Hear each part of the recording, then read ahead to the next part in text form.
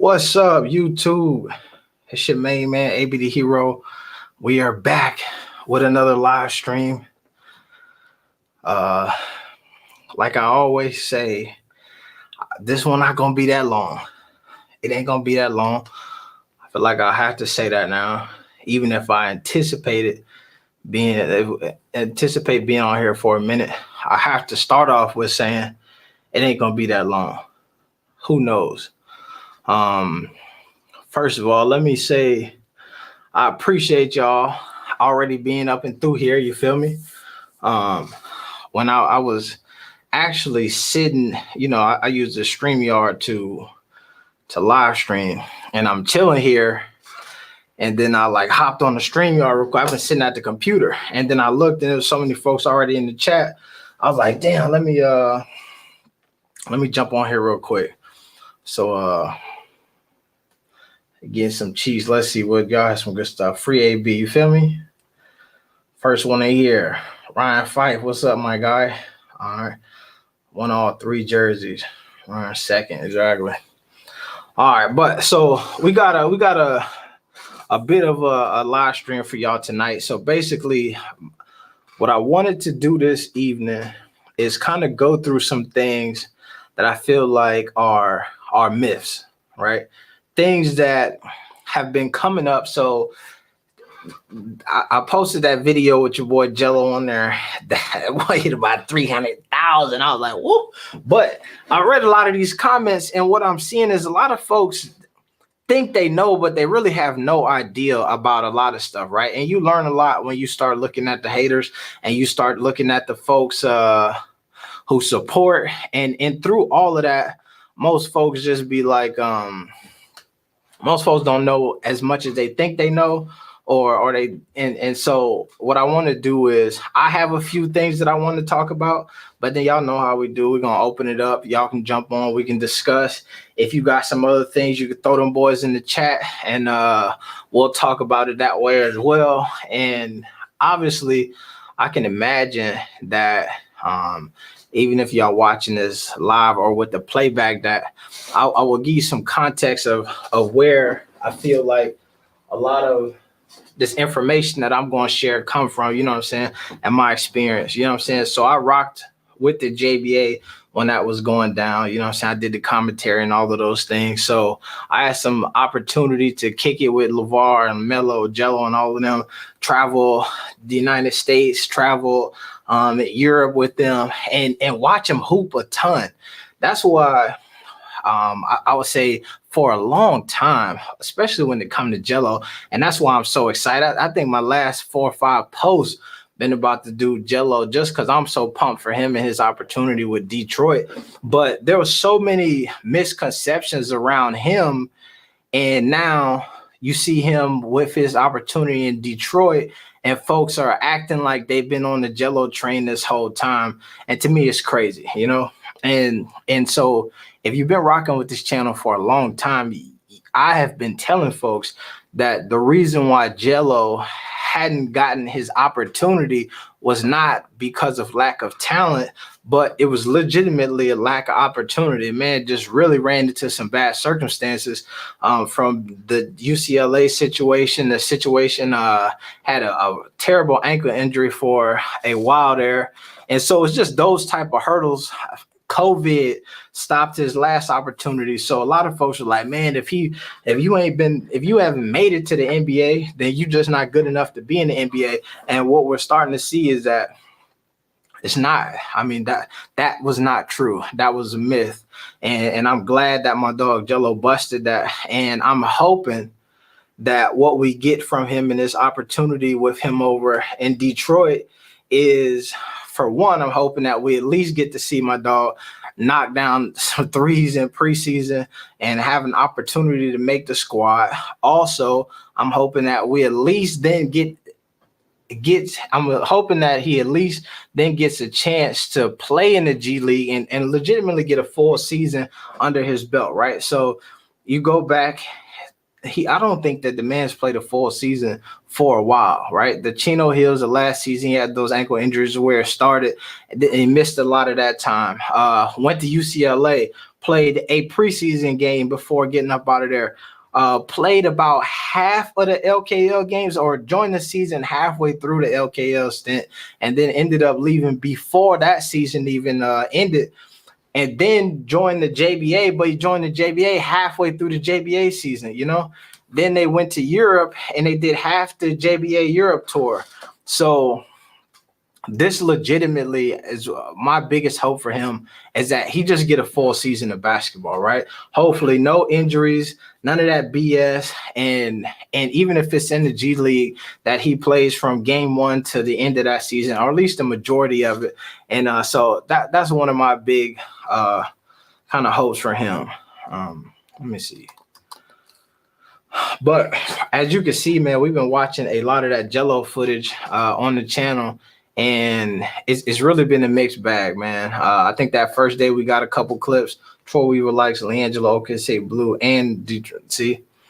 So, oh, man, I missed that. So I believe that he's going to get an opportunity. And I think that what I'm hoping is that even if the writing is, you know, if the Detroit situation is not like going to be the long-term play, that what I'm hoping is that we'll at least see him do enough preseason where somebody on the other team like, you know, hey, if Detroit don't want to shoot, we'll take one.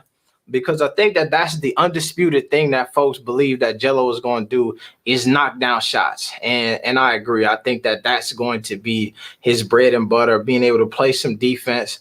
In the little bit of clips that we did see, we seen that lateral movement is looking good on that ankle. So I'm hyped for him in that regard.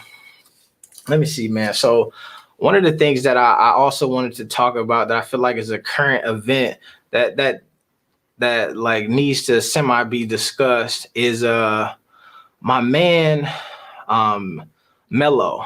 All right.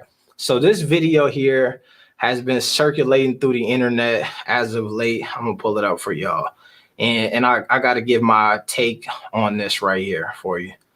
All right.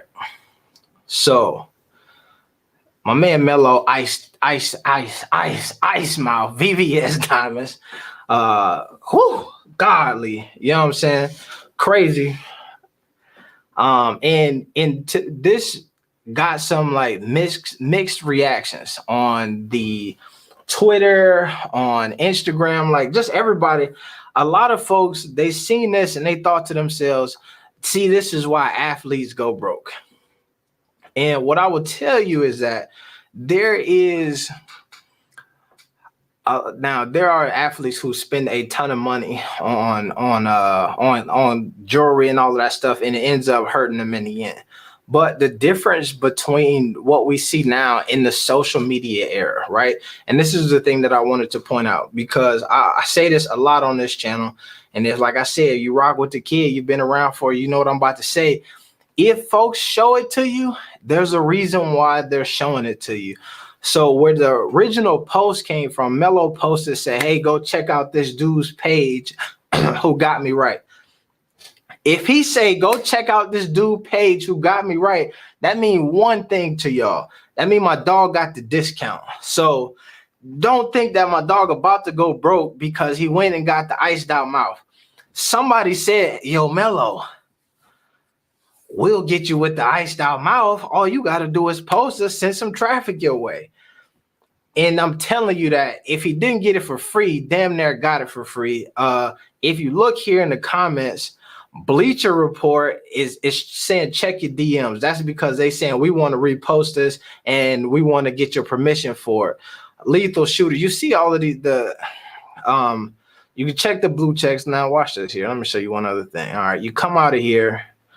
Let's see. You go through they at mentioned. All right, let me bump. Icy.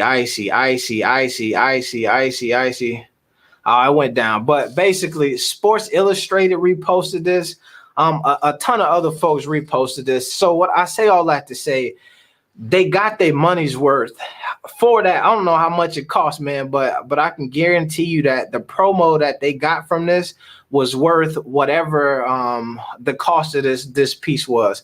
Let me show you some here. And I don't even know these folks. I've been on their channel for the first time, just like many of y'all the other day. But let me give you I already know that this is I think my dog Ball Facts did a video about this. He called it the ball effect. And that's what folks say.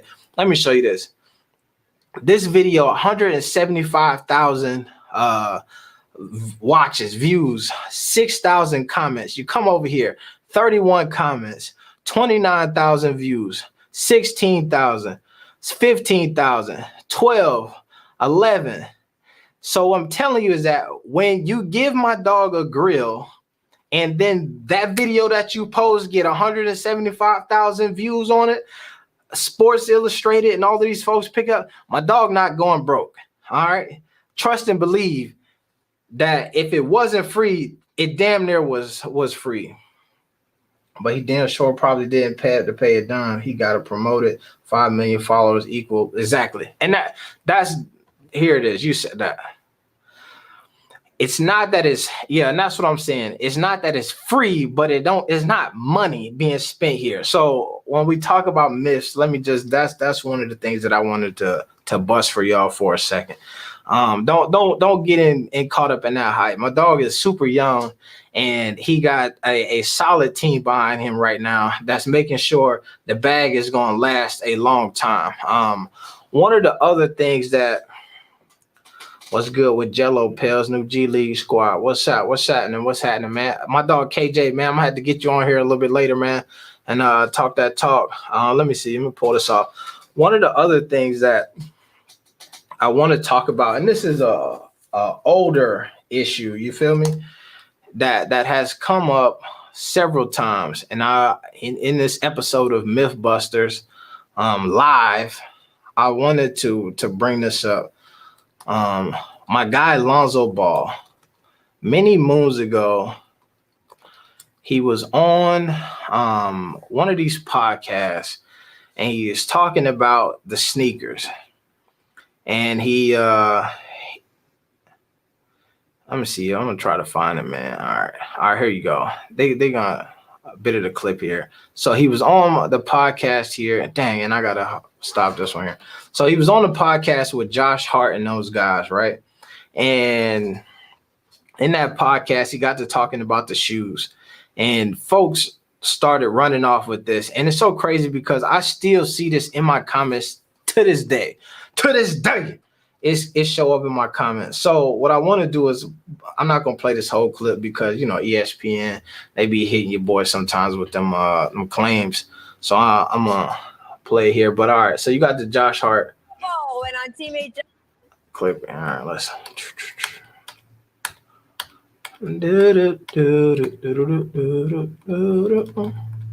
All right, here we go.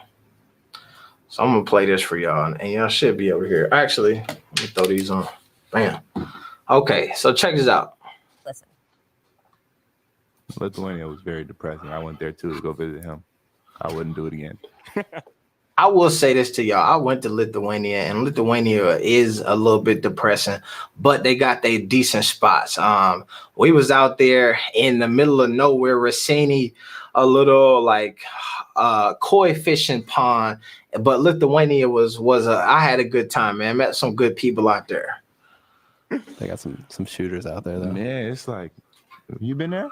Nah, you been there? I'm not going there. It's like hella gloomy. Like nobody smiles. It's like everybody just hates that they're there. I'm like, damn. I will say that you got to hit the right parts of Lithuania. Folks are smiling, and a lot of these JBA dudes had a great time in Lithuania. That's why we was calling it Lithuania. I had to get out of there, bro. Sounds like LA. Nah, it's definitely not LA. No, I'm not talking about the city. Oh. I don't know what he's talking about. What are you talking about? Okay, let me change his big baller brand shoes after every. Let me see. I actually played the wrong clip. That was the LA clip, but this is she about to talk about it. I was hoping she didn't talk. Listen. Lonzo Ball went on teammate Josh Hart's lighthearted podcast. Lonzo Ball revealed that he had to change his big baller brand shoes after every quarter because they would rip. So do you think we're going to see, Dave, a different Lonzo Ball in proper footwear this season? Yeah, please. I mean, this is not only it's irresponsible for him, but it's tough for his team. He misses last. Here's what I'll say is this segment is irresponsible, and it's tough on ESPN because a lot of folks call the media in question and they act like I seen this. Let me tie this into some tangible for today for y'all. So there's this clip of Stephen A. Smith going around where he's talking about Kyrie Irving, and Kyrie Irving decided that he didn't want to do media day and he was going to let his game speak for itself, right? Then you look at some of the critiques that folks have with my dog Mello when he's doing his press conferences and he's giving folks straight up answers. Bam. I ain't joking around with y'all. I'm not doing, yes or no. Bam. And this is why folks do that, right? In this clip where Stephen A is talking, he's talking about how, man, Kyrie don't respect the media. He thinks we're below him. He thinks that we're unjust or irresponsible. All of these different things. You know how Stephen A. Smith does. But this is it. This is where they're presenting this information to you as if he's saying that throughout the course of a season, he was having to change shoes every game, 4 shoes a game for the course of a season until he ultimately would get injured. That's irresponsible reporting. We all know, you should know, I should, if you've been on this channel for a minute, and if you watch and subscribe, man, because we got the content coming for you, but you know that my dog is talking about the Summer League shoes now.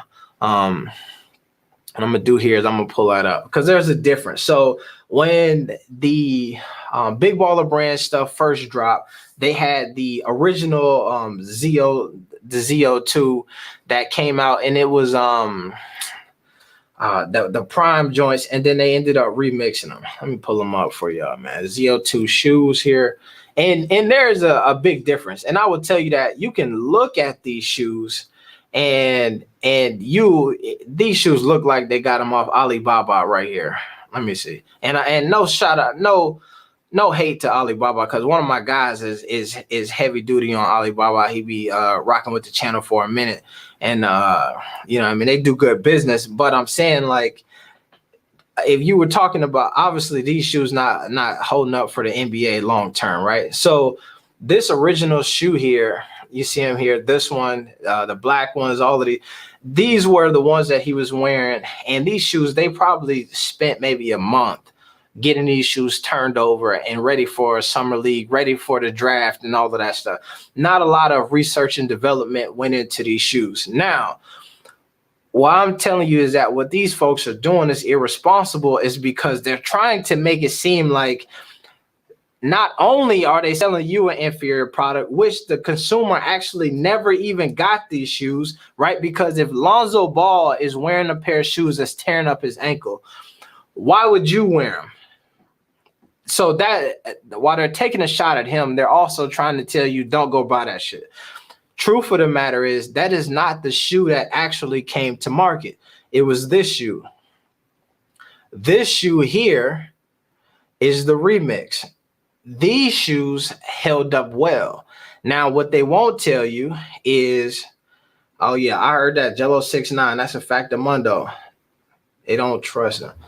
So these shoes here, right? And folks say this to me, man, like, and especially when they're talking about the Jello too. And this is how this also came up, is because I've been showing y'all that Jello is tell who jargon he trash at Madden too. But so Jello is rocking his Big Baller Brand sneakers in Detroit. And so folks is like, man, why he wearing those? They gonna mess his ankle up like they did Lonzo's. Oh my God. Here's the things that you should know about those Jello shoes, right? And this is why I feel comfortable being on here and being like, yo, I'm a support.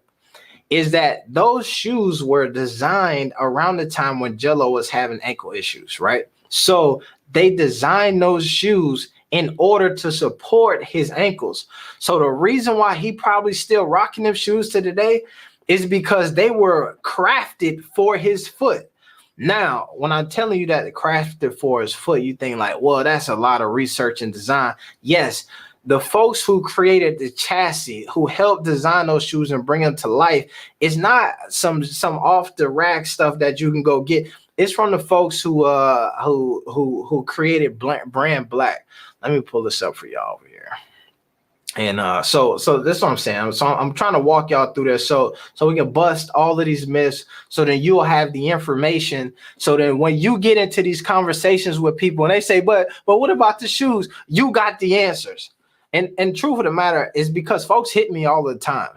My brother will call me and be like, yo, Alan, tell me about LeVar with that. Somebody at my job just said this. I need to shut it down. And then I give him the answer of like, yo, this is what you need to get on. Fahar, what's happening, my guy? So that's the point of what I'm trying to do, right? And so what I'm saying is, so the Jellos were created for Jello's foot. These shoes here were brought to you by Big Baller Brand, but they were also in partnership, right? So if you look here on the I want to say it's the medial, the midsole. I was going to pretend like I knew shoe jargon, but I don't. But right here it says Santa Ana, so it's Santa Ana Design. So that was a subsidiary of a company who designs the shoe Brand Black, who helped bring these shoes to the table. And if you're in the know, that you know that the kind of the chassis here, the midsole of the shoe, was based off a shoe that's created from Brand Black called the Rare Metal. And so basically they use a lot of those design elements and added some different styling, made the shoe lighter. If you look through here at the side of the shoe here, I'm gonna try to get the bigger image for you. You can damn near see through the shoe here because it's so light, the materials, and it's like microfiber in here, hold your foot in place. It's a dope sneaker. But let me show you something here.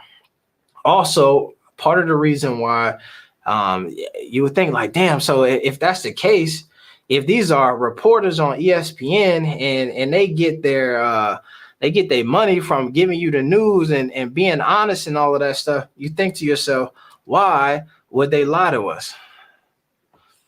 And that's a question that you're gonna have to ask Rachel Nichols herself, you feel me? But here's a guy here who is the founder of Brand Black. And this is one of the guys who helped design the ZO2s. You go to his page here. He also designed the original Grant Hill. Here's what I was telling you, the Brand Black Rare Metal. See, that looks like a ZO2. This is a shoe that folks hooped in for a minute before Lonzo even put them on the court. AB, I know for sure LeVar did not source a shoe with Alibaba. China is real. Bang, bang, bang. You see, and that's my guy. He knows for a fact. And like I said, not saying that that's a bad thing, but you know what I mean? That's the vibe. So here go the Mello that was about to come out. So Mello had 2 iterations of shoes. He was actually in the middle of testing this prototype. Once the JBA left, he had tried on, I believe. So here goes another one. So this is the guy, like I say, designed these Grant Hills, been in the sneaker game for a minute. So a lot of the research and development was legit. So when folks talk to you about the ZO2s and Lonzo ankle and how the Lakers and all of these people thought that it was causing him an injury, it's BS. That myth, that's a myth. That's not a fact of Mundo at all. My man here, go to the Patriots. Here go the Christmas joints. Here's Mello sitting here going through different prototypes and checking these out. This here is a picture from, let's see, December 2018. That's like I said, it's a minute ago, man. So it's a lot of work. And you know what, man, one of the biggest, I don't say regrets, but what I'll say is one of the things that I wish I had done for y'all many moons ago is that I was in LA at the Big Baller Brand factory, or not factory, but warehouse, I'll say. And they have, so Zoe, like a lot of NBA players, does have a lot of shoes that he circles through, right? And so each game he would wear a different shoe, right? Because he had a ton of PEs and different colorways. You see, like they got a lot of designs here on this table that never actually came out. So, but in the Big Baller Brand warehouse, they had every shoe that Zoe had worn and then autographed them all. And like they had me on like a recording thing. You could show this, don't show that type of vibe. So I didn't show y'all. I should have got a video of all the different Zoe PEs, because I'm telling you, it's bananas. They got some dope colorways that we'll probably never see, because and they were in the first iteration of that shoe. So that's a myth that I wanted to bust for y'all. If there's any other ones, man, y'all just start loading them boys in there, and I'll kind of get to them things as we get to them. One of the other things on my Instagram here, I put in my in the story, you know what I'm saying, like, yo, what myths you got, like let me know, and I'll cover those on the video. Actually, I didn't even tell people I was gonna cover them on the video, because then, you know what I'm saying, you get folks that different expectation. I like to just sneak up on people and surprise them. So let me see. Oh, no. All right, so I dropped this on here. So that's what I'm saying. You follow me on the Instagram, you feel me? Like, you know, you get an opportunity to get these questions answered. Yo, can I show y'all something real quick? Over the last couple of days, it says that my channel views been up 10,000%. Now that's bananas, man. So I want to thank y'all for tuning in and all that good stuff. You feel me? But so two of the things that folks brought up in that poll that I did on the Instagram is two things that I've talked about before on this channel. I will. So I'll talk about them, but I'll keep it brief. You know what I mean? Number one, LeVar. Folks want to know, is LeVar really like that? You know what I'm saying? Like, there's so many misconceptions about his personality and what type of guy he is, and intellectual, all of these things. And I always tell people that LeVar is a genuine dude, right? So it's kind of it's like a real person type of a dynamic with him, right? So you do get this character who is larger than life in person, where what you see on TV is not a far stretch from what he is walking around daily. You know what I mean? However, just like if I hop on here or somebody else hop on this YouTube and they in front of a camera and they trying to entertain you, they know that they got to come at you with a bit of energy and all of that stuff. So if you're already energetic and then you come in a little bit more, you can get to a different spot. So what I always tell people about my man LeVar is, he is a genuine dude. He not faking the funk. He really believe in his boys, and every word that he has said about them, he giving you the straight raw, straight dope. He do believe that they the best and they got the opportunity to be the greatest ever, which is not a bad thing to me. He does believe that that the Big Baller Brand could be bigger than Nike and all of that stuff if they put the grindstone to it and get it going. You know what I'm saying? Exactly. LeVar is a kind of energetic man. I think that what people do not realize about him, he is also humble, and he is also very he understands where he is at, right? I say this and I use this as an example because people ask me this all the time, like, tell me about LeVar. Like, is he a bad guy? And I say, yo, LeVar could walk into a room. It could be 100 people in there. He could be on the way to go get some food or something, and them 100 folks would be like, yo, could I take a picture with you? And he'll say yes. And he will go down the line and legitimately take a picture with all 100 of those people, shake hands, talk to everybody. You'll talk with LeVar for 5 minutes and you'll feel like y'all damn near best friends. You know what I'm saying? He got that kind of energy, and that is him understanding how much the culture has lifted him and his family up, right? So it don't even matter. You could, and I done seen him be in places where they can't even speak the same language, and he ain't got nothing but energy and love for everybody in that room, lying around the corner, and he just joking and all that stuff. I will say, my man is also 1000% real with you, right? So one of the things that kept happening when we were in Europe is everybody knows that my man like milk and he like cookies and maybe donuts or whatever. So every time we go somewhere, they would show up with milk and cookies and donuts and stuff, but they didn't know that my dog is very particular about the cookies, donuts, and milk that he liked, right? He needs his milk and with ice in it, and it's got to be cold and all of that stuff. So when I tell you that he's straight up real with you, folks would bring him the hot milk, and he'd be like, yo, you ain't got no ice?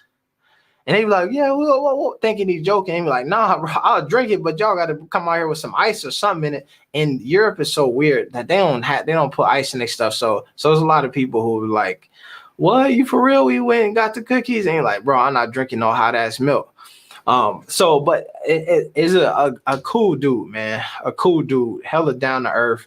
Sit down there and talk with you, man. There's so many days that I would like, we woke up and then we had breakfast and all of that stuff and just talked about life, man, and played, talked about playing chess and all of this stuff. And so genuine dude, man. Another thing, and we talked about this recently on one of these live streams. Somebody brought up the Kanye West Big Baller Brand thing, and like legitimately, I think within the last like week or so, we talked about this, and I believe I put up the snippet on the channel, so you can watch the whole story as I talk about that whole scenario. But that was a real life situation that was about to go down. The BBB Kanye West thing was damn near in full effect, which would have been bananas, right? The misconception that folks have with that scenario, though, is that the Big Baller Brand was trying to like work with Kanye, and they don't realize that it legitimately was the other way around. If you go back, Kanye for years has been a hot ass milk. That's what I'm saying. Kanye before he got this Adidas thing was on many rants talking about needing to get help to sell this merch, to get his clothes off the ground. How did he doing? He wanted to sell shoes. And folks like, Kanye, do it yourself. And he's like, I tried. So Kanye had a genuine interest in the Big Baller Brand because they were able to do something that he had tried to do and couldn't make it happen. And then he got the partnership with Adidas, and now Kanye a billionaire, so it worked out for him. But he was like, yo, like, give me the game, like, what's going on here? So that was how that came about. That was not like the Big Baller Brand, like, yo, let's get a Yeezy thing. That was Yeezy, like, yo, let's work, like, give me the blueprint. Y'all got the factory, you got the shoes. Yeah, all of this stuff is pumping. Also, I remember I just said this and I forgot something. One of the other things that I wanted to point out for you all is that when folks talk about the Zoe shoes and the Big Baller Brand sneakers, right, and they question the quality, what I'll say to you is that everybody in the JBA, everybody got a pair of Big Baller Brand sneakers. Now, whether or not everybody wore them in the game, that was up to them, right? That was the selling point that LeVar them had, even for the boys, is that you own the brand, so you could wear whatever you want to wear, right? You could be a Big Baller Brand established athlete, and then you could hoop in Nikes and Kobe's and whatever. You have the freedom to do that because you're your own boss. That's what you are at the Big Baller Brand. So folks talk about the Zoe thing and his ankles and the injuries that the shoes was causing. However, the JBA had 64 kids and more night in and night out playing in Big Baller Brand sneakers without consistent catastrophic injuries to these kids, right? So the ideal of Zoe playing in them and his ankles and all of that stuff going bad is BS. You know what I'm saying? So that's another end of me trying to kind of bust that myth for y'all. But what I'm gonna do here is, as I wrap this up, man, I'm gonna throw the StreamYard link here, and if you want to jump in, definitely feel free, and we could talk and all of that stuff. But that's some stuff that I really wanted to kind of just uncover and talk about with y'all. Zoe had previous injuries. Did he see? So that's what I'm saying is, like, I will say, I don't know if he had the previous injuries, right? So at UCLA, I feel like he was pretty solid going into the first season. You know what I mean? So I don't know if he was carrying an ailment like a long time like Jello was. So Jello was kind of the one who was, okay, Team LiAngelo Ball. That's what I'm talking about, man. Those got stepped on by James Enos. That's what I'm saying. So it's like those are the type of things. And so it's just frustrating for me when I go to ESPN, who has this huge platform, and they talking to you and they talking to the consumer as if they giving you straight up facts. And the reality is it's all BS. You know what I'm saying? And so that's just what it is, man. Those are a few myths that I feel like are pressing for me, and I just wanted to address with y'all. I'm trying to see. Let me see if I could. There's something else that I'm leaving off my list here, but I'm pretty sure we kind of covered all.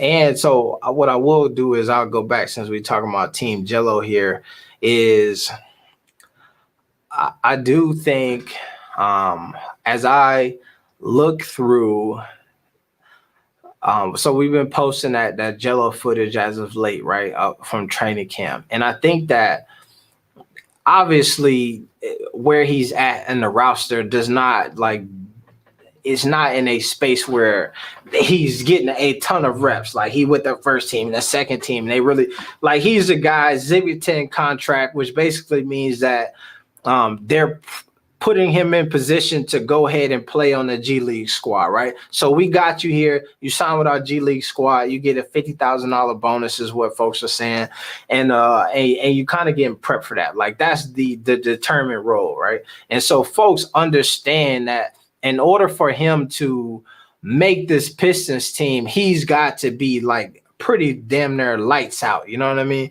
And he has got to do some things that make them go like, oh shit, bro. And that's just to make the team, right? You got to be like, throw your hands up good just to make the squad. So in order to like get into the rotation, he got to be like, damn, throw your hands up, spin around, toss your drink. He got to be that good, right? And I believe that it's a potential. He got the potential to do it, but you got to have the opportunity to kind of make that happen. And that's the conversation, is that do we think that he going to get the opportunity to make that happen? I hope so, but it's just like one of those things where if you get in the game for 5 minutes and you only get up one shot, right, just because of the flow of the game, even if you knock that down, you go 100%, but you knock that down, you don't get an opportunity to throw up hands good. You need 10 shots. You get 10 shots, and now you knock down 10 of them, 8 of them, 6 of them. Now folks is like, wait a minute, he's a shooter. But are you in a position to get them 10 shots, 5 shots, you know? So that's what we'll have to see from him. Let me see. Zoe was taking advice from LeBron and the crew and was trying to get in with Clutch, and he distanced himself from LeVar. Here's what I believe, man. And we talked about this, and this is kind of in the line of this whole myth or fact or fiction type of situation, is I do believe that there was some conversation there, right? LeVar, but I also think that it's not just that, it's like these other NBA guys, the peers, and all of these people who are legitimately, and this is the thing that I feel like I'll be trying to get folks to understand, like you're taking your lead from the media, right? What happens most of the time is the media creates a narrative, and then that narrative then trickles down to everybody else who then feels some type of way about it. I just seen this, and this is bringing it to a tangible thing today, is this situation with Paul George. So Paul George is on the All in Smoke podcast, and he gets to talking about this past season, right? And he's talking about some of the things that he felt like they dropped the ball on. Now, I'm of the belief that if you lose, there's always a reason why, and there's something you could have done to potentially win, especially if you up 3-1. Like, it's not just like, yo, we gave it our all, man, and we lost. Like, at some point, something could have been done differently. If that is, this team as it's constructed just was never going to be good enough to win, So where we could have done something wrong is could have had some other folks on this team. So you know what I'm saying? So there's always something that could have been done. Now, what I think that to this thing, and it's the conversation about like Kyrie, the conversation about Melo and some of his media answers being short, and not them folks not really being personable and all that stuff with the media, or not even wanting to talk to him, is because they didn't take your words. The media will ask you to be honest with them. Then you are honest with them, and then they will scold you and eviscerate you and roast you for how honest you were. So Paul George is on this Up in Smoke podcast, and he's talking about he don't even call Doc Rivers out by his name. He says he's just talking in general, damn near, about how they could have played him in a different way, right? They were playing him in ways that he is normally not used to getting his touches. He got a bit more touches than he normally would in these different areas, right? And then he talked about in the playoffs, when they were down 3-1, they didn't make adjustments to defeat the Denver Nuggets. They kind of just assumed that we got Paul George, we got Kawhi. There's no way that they could beat us. You know what I mean? We up 3-1. And that didn't work out. Now, the media act like Paul George took Doc Rivers by the back of his hoodie and threw him underneath a moving bus, when the truth of the matter is he just is speaking honestly. That's just it. So the media then took that. They took two snippets where Paul George said, we didn't make adjustments. And he said, in the playoffs, we didn't make adjustments. And we just felt like we would beat him. And then he, on the other side of that, said, in talking about the season, like, I wanted to get the ball in different spots. When I came back after being gone for so long, I was a little bit slow. In order for me to get it rolling, I needed to get the ball in these different spots. And they took that and they cut off. I was gone for a while. I needed to get rolling, but they were playing me pick and pop like I was JJ Redick or woo woo woo, and we didn't make adjustments. So they took and mashed together. I was playing in the wrong position, and they never made the adjustment as that was the totality of the entire season. And they eviscerated Paul George on every media outlet. And folks, without even addressing the entire thing, made it seem like Paul George was just throwing Doc Rivers underneath the bus. Then, and this is the tie-in. So when you talk about LeBron and how these different folks got in Zoe's ear, what I'm trying to say is that started from a place where the media created this narrative that your dad is too overbearing. You scared of your dad. You this, you that. They took all of these different sound bites, pumped it, and then got to a place where all of these players, damn near coaches and everybody and their mama, was trying to tell us that LeVar was in the way. And so there is some of that part where, you know what I mean, LeBron and those guys were in his ear. But at the end of the day, some of that stuff is like, you're my guy, and I'm just trying to legitimately give you some advice because this is what I'm hearing. So it's like you can smack LeBron wrists and Clutch Sports in the wrist for trying to shut that shit down. But the way that the media was painting that picture, it sounded like Zoe was riding a damn train into a wall. And so, you know what I mean? You got to do what you got to do at that point. But shoot, man, I got my man Fahara at Vision in the building. What's up, my guy? How you doing, bro? We good, man. We good, man. Just on here talking that talk. I got you. No wrong with that. Yeah, man. I was on here earlier, and kind of the initial theme of this was I was trying to break down some myths and rumors that I heard folks had, you know what I mean? And because a lot of it has came up, man. I don't know if you've seen it, but the other day, boy, I had a video with like 300,000 on their head. Hey, godly. Who did you? Yeah. Oh. Congratulations, bro. Thank you. Yeah. I had the plug send me some Jello footage. I whooped it up, and then no. You know what's so funny is that when we were on, remember we were on the live stream, and we were looking for the Jello clip, right? And then I was like, oh shoot, I think I found the Jello clip. let me. And so as we were talking, I don't know, I was over here like this, talking to you. I was getting a Jello clip to the internet. You feel me? Wow.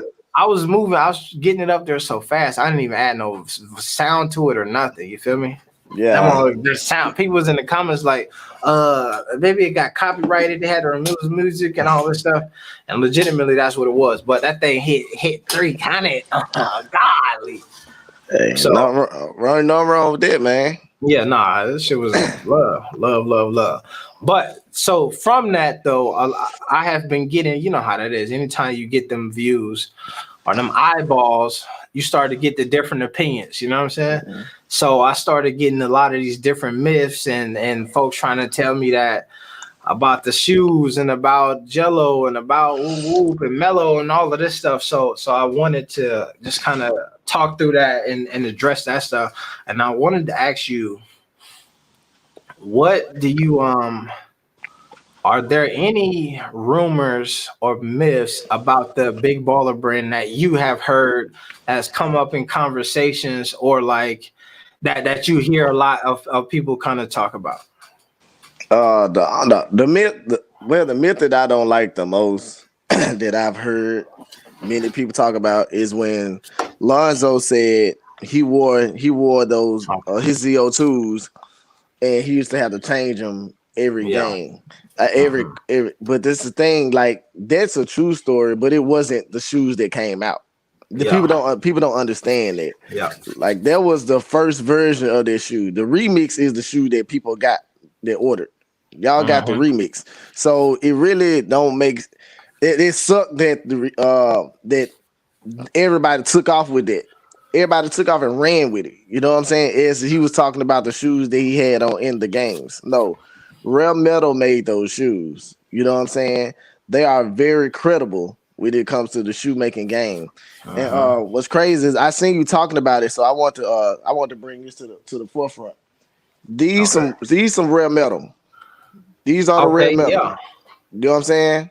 And the reason why I got these Real Metals is because, and this their logo, is because before I bought the Big Baller brand shoes, spend that much money, I want to make sure I got the right size. You know what I'm saying? So I went on about the Real Metals first. Now, y'all see the sole of this shoe. You know what I'm saying? It looks just like the sole of this shoe. These are the LaMelo Ball. You know what I'm saying? What size is that? These are 10. I want them right there. I got 4 pair. I got 4 pair of the what's name, the different colors. But as you can see, that these are the same soles. You know what I'm saying? They use the same sole for this shoe because they was trying to hurry up and put a project out with something similar than what they already had. Now these got Real Metal in the inside on the bottom. I mean, these got Big Baller brand on the inside and the bottom. These got Real Metal in the inside of the bottom. And what's crazy about this, I got these shoes first and I still wear these to this day. This how comfortable these shoes are to me. And it's likewise, it's these. I can wear these all year. And just because what it's made out of, you won't see no creases. You know what I'm saying? None of that. Yep. It's just this is a great builder shoe. So that's why I still support brand black to this day. You know what I'm saying? So people gotta understand, man, that this is a quality shoe. Yeah, this is like top notch. Even when I got it, the box was even quality. You know what I'm saying? It slid out and it had the bags for each shoe. You know what I'm saying? It had the shoe bag, everything. Like if I would have known, I would even got the box to my shoes I ordered. And they're just 100% quality. So, and I'm not saying it because I'm a Big Baller brand. I'm saying it because I'm a shoe collector and I've been collecting shoes for years. And I buy and sell shoes. So for me to actually say that, and Santana is who helped design the shoe. But for me to say that, you know what I'm saying? Like somebody, like I collect shoes, you know what I'm saying? This is a very well put together shoe. And I knew if they was gonna be like the Red Metals, that I was really gonna rock them. Yeah. See, and you're right. So we talked about that a bit earlier, man. And that to me, man, that disgusted me as well, right? because there's no way, and I can't even say that there's no way, but there should be no way that you should get on national television and say something that is completely wrong. Yeah. You know what I'm saying? Like, if you don't know, it's 3 people, because I played like a little news clip, and it's I think it's Rachel Nichols or whatever her name is, Rochelle, something like that. I don't be knowing names like that, but basically she was on here, 2 other dudes, and they just what, like, it's so bad in the Lakers, and he got injured, and oh my gosh, like, what? The franchise took a hit because of that, and he was wearing these, and it hurt me to my heart, man, because same thing, bro. I have 2 pairs of ZO2s, you know what I'm saying, and I hoop in them. I just was the other day was at the court and busting my brother down. Look, hold on, man. Let me see if I can get this pulled up for y'all. I was at the court the other day going to work in the ZO2s. You know what I mean? So I still pull up on the court and will get buckets in them, and I have had no other issues. And what I was trying to explain too is that in the JBA, like, pretty much everybody wore the ZO2s. You feel me? Like, it's just a fact. Like, everybody and their mama had the ZO2s on, or the Mellows, and because at the time there was only 2 shoes, and like you said, those were the ones that was made on that rare metal kind of chassis, and so if the shoes were that bad, you would have had 64 different dudes needed to replace their shoes every quarter. You know what I mean? The Big Baller brand is a decent sized company, but it ain't that damn big where they got a new pair of shoes for all 64 different players in the JBA. It's just too much. It'd be crazy. But that's the thing, man. People that don't understand, y'all gotta understand the culture. You know, the plans. Okay. Yeah, but they gotta understand the culture. Now you gotta think about this black man is already distracting everything that y'all doing. Meets up with another black man that has a shoe company and try to put a shoe out together on y'all. People not catching it. Brand Black is a black owned company. You know what I'm saying? So the NBA didn't want, like, Brand Black tried to get Matt Barnes back when he was playing basketball. They tried to get him, and he openly talks about it. And the thing is downing the company. I'm telling y'all, that's what they doing. That's why they didn't want him with Brand Black. Yeah, no, that I think that's deep, man, and that's some folks don't really put that together. Wait, hold on now. This is the kid right here. In and out, touch on it. Come on, man. That's in the ZO2 right there. You see the change in motion and all. Oh, here go my favorite. Hit, step, fade away action. Get AB out here, man. All right, man. What you know about that, man? You don't want that kind of drama, bro. Man, I'm looking for it, man. All you gotta do an appointment to it. I'm going to it running. You hear me? Wait up, man. You don't want that kind of action. Sorry for the detour, but almost filing. Okay, here you go.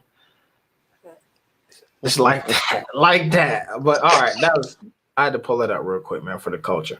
But no, man. But I think that's a fact, though, man. You saying something there, and it's so funny because I don't think that people want to believe that something like that could happen. You know what I'm saying?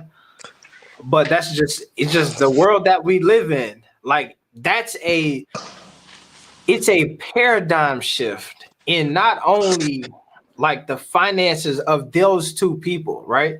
People always think like, damn, why would they want to shut that person down, right? And they think that it's singular focus to like LeVar or to like the guy who does the Brand Black, but it's deeper than that. It's a paradigm shift where if Zoe is successful with his own shoes and his dad and they create their own company, then what happens with all of these other NBA players? What do they start thinking? You know what I mean? When they looking at the contract and they say, well, damn, I just talked to Lonzo and he made this in a year, selling his own sneakers. Why would I sign to y'all? You know what I mean? Mm-hmm. And when you look at the trickle down of money, man, if Nike realizes that I can't make no money with these dudes, they got their own sneaker brands, then why am I going to sponsor this whole league?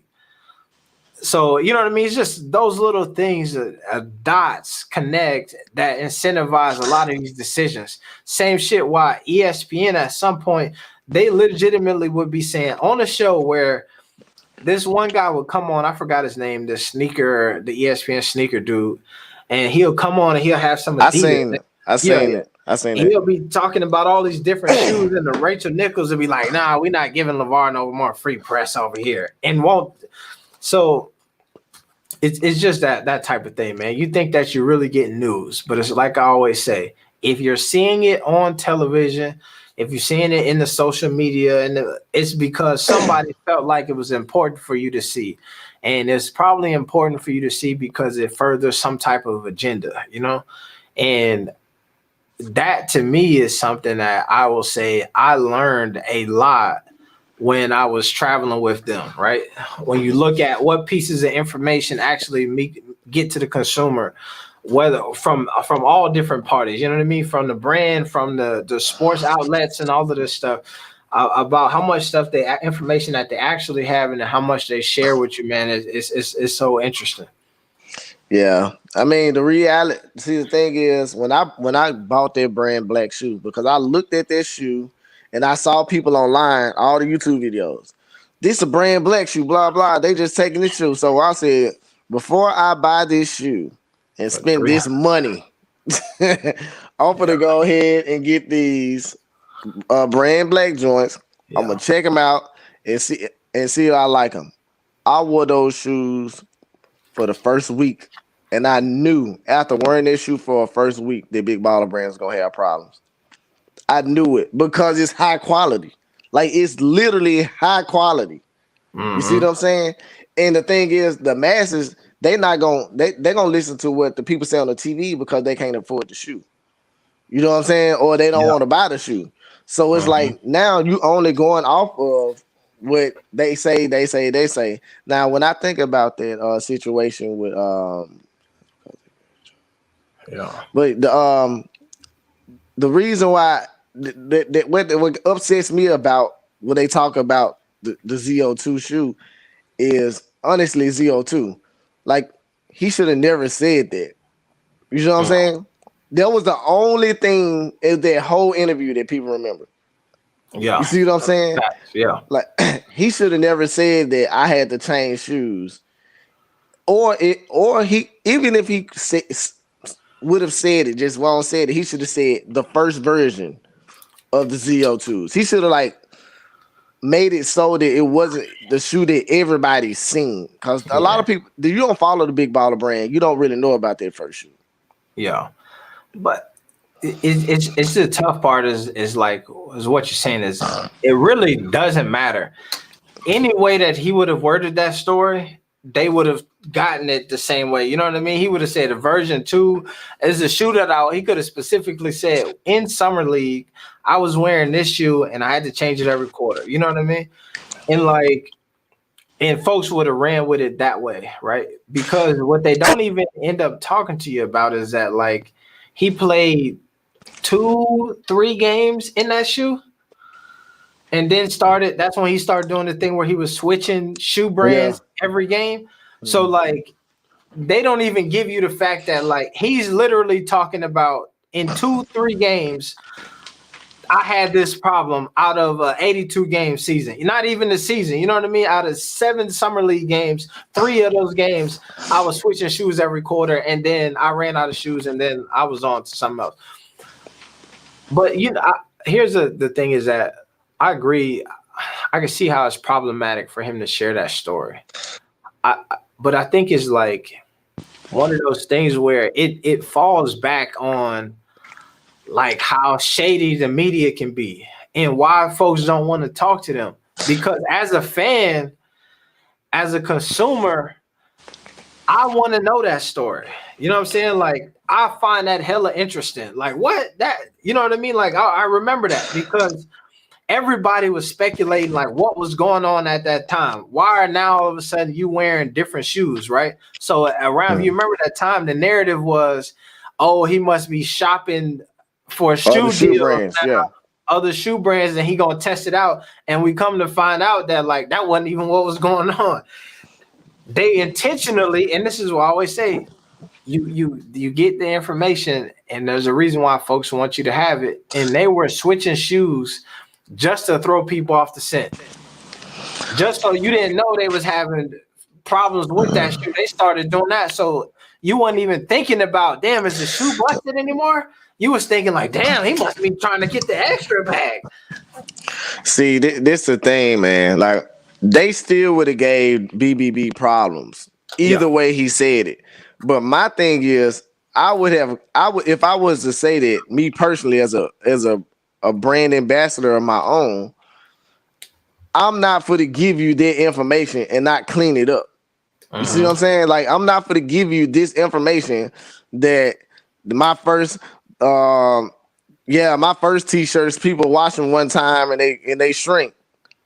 You know what I'm saying? I'll say at the beginning when I first started doing it, I had to buy the cheap t-shirts, and then when people wash them, they shrink. But I hadn't had that problem anyway about people. I get the quality of materials up front, but hard t-shirt shrink. Breaking news, y'all. for sure. Yeah. But I know a lot of people that did start from that. You know what I'm saying? They started with me. They started with the bigger with the cheaper t-shirts, and they sold more than I did. And they made more money than I did. We sold the same because they didn't spend the same type of money. So that's what I'm saying. I would have cleared it up is we was with a company. We was with companies just ordering shoes and not thinking about how Nike and Adidas and Converse put so much into their shoes before they put those players in it.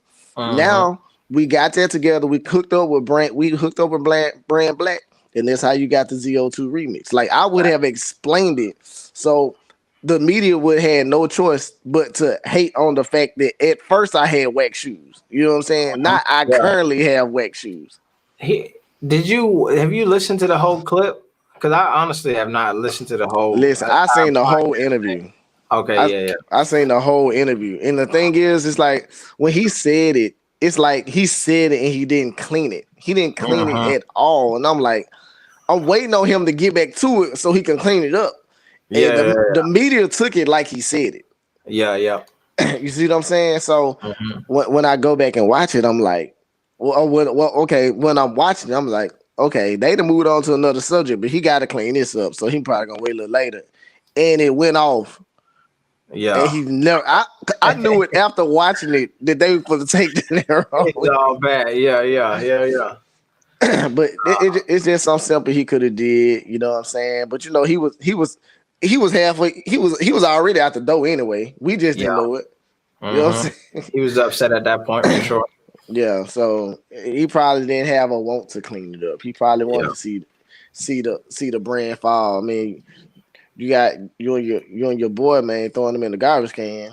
Like, yeah. That was intense.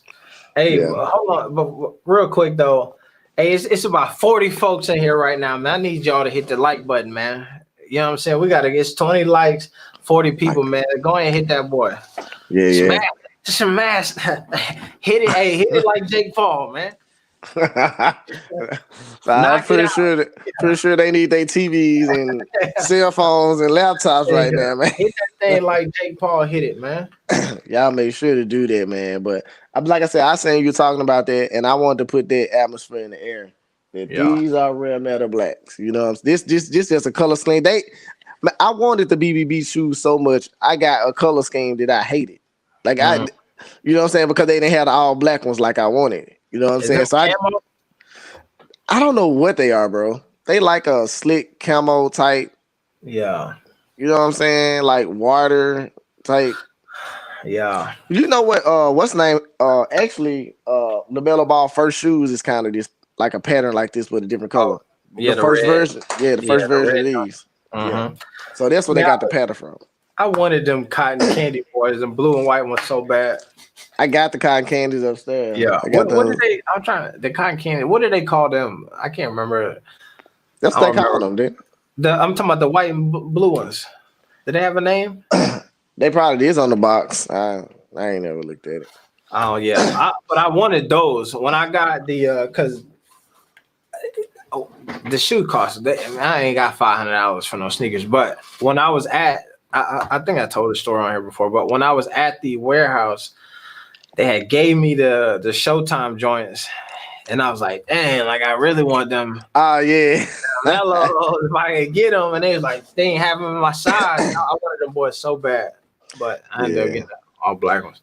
Hey, you better believe I didn't pay $500. You know what I'm saying? Extreme scoops. But man, shouts out to Sports Inside too, man. Yeah. But yeah, man, I all my junks I caught them on sale.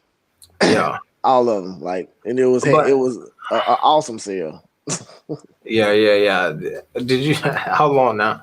Did you get them from the direct from the manufacturer, or did you get them from the side deal? No, I ain't even know about the side deal till I asked you. When I asked you, we first started kicking it. That's when I found out. I ain't even know people was doing it. But I would have been rocking with them. But I got them straight from the ordered straight from BBB, and my stuff got here. Everything I ever ordered got here less than 4 days. Yeah. Like my t-shirts, slides, everything. Yeah. That's I think all the stuff that I ever ordered from them, I didn't have no problem getting it either. But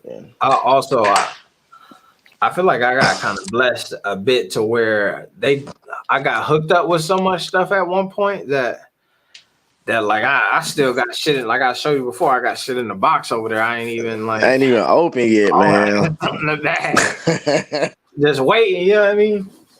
He explained it correctly. They just twisted it around. Facts. But yeah, man. No, so that's the couple of things. Let me see, because I talked about that. So my man, I want to get your thoughts on this.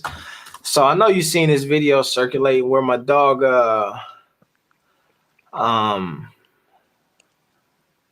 let me see. Well, my dog got the icy grill. Oh yeah. I first seen it was Sports Inside. Mm-hmm. I seen him post that. So they got the icy grill. So are you hip on the fact that a lot of folks seen that grill and then started automatically going into this whole conversation about, oh man, here you go. Then took his first check and is about to go broke, splurging on jewelry and all of that stuff. What is your thoughts on, you know what I'm saying, what's your thoughts on dang. Nah, my man. Let me pull up something here. I just stumbled across something on Twitter from my man DKM. Let's see.